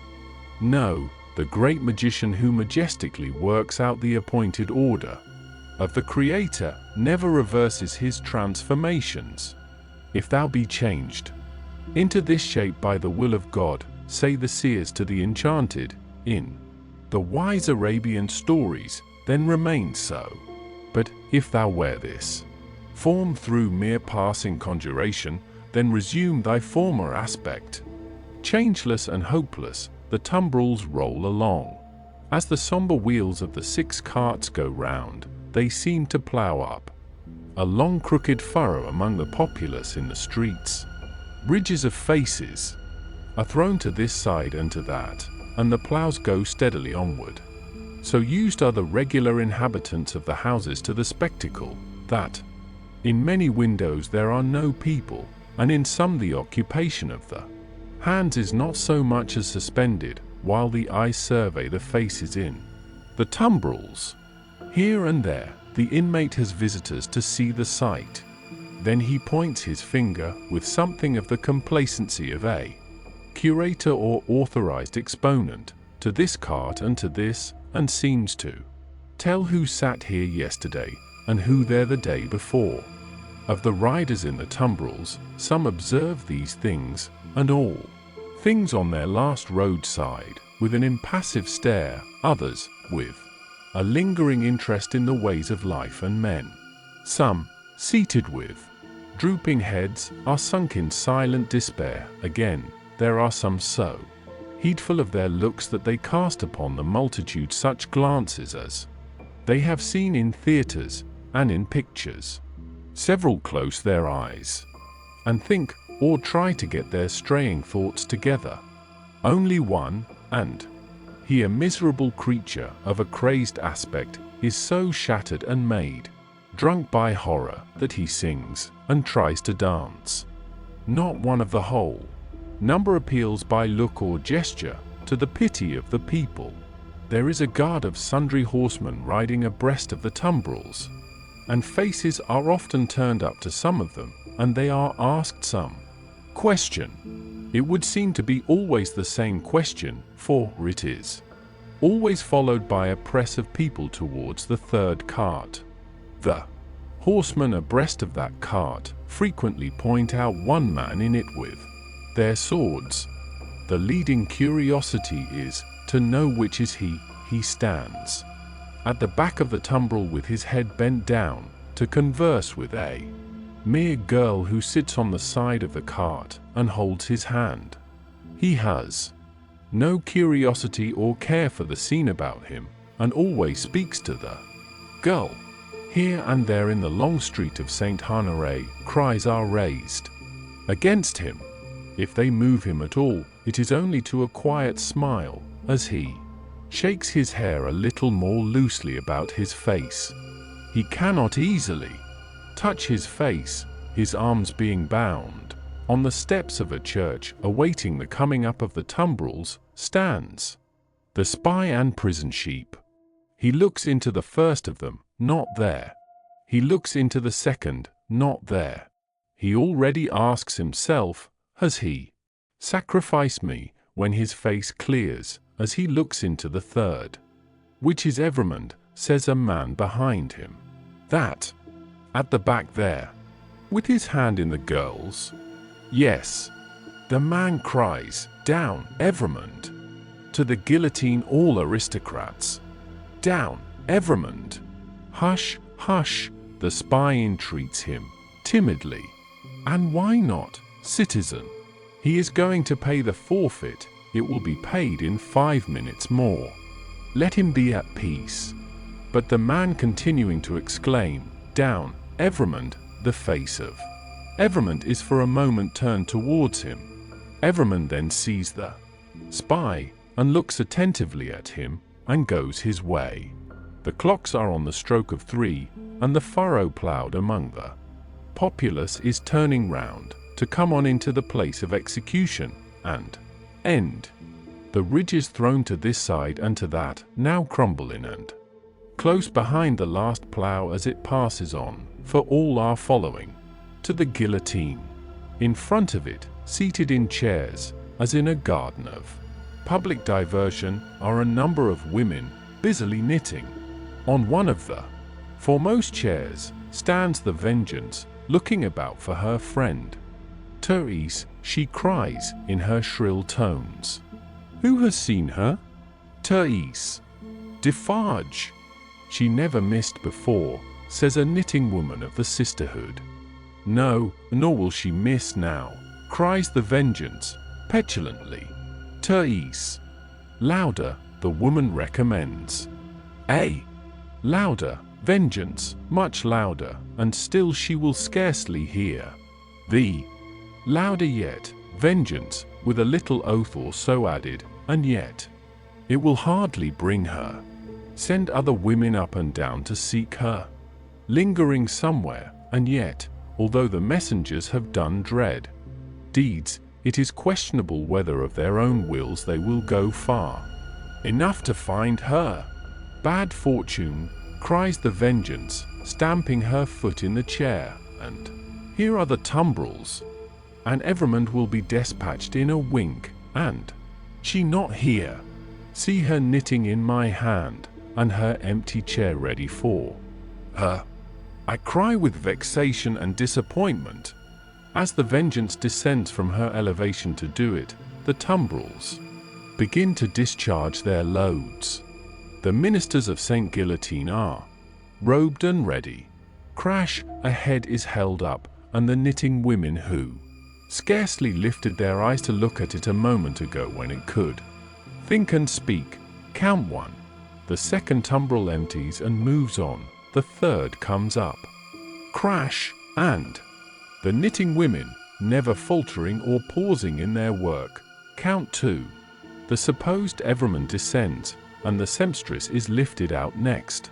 After him, He has not relinquished her patient hand in getting out, but still holds it as he promised. He gently places her with her back to the crashing engine that constantly whirs up and falls, and she looks into his face and thanks him.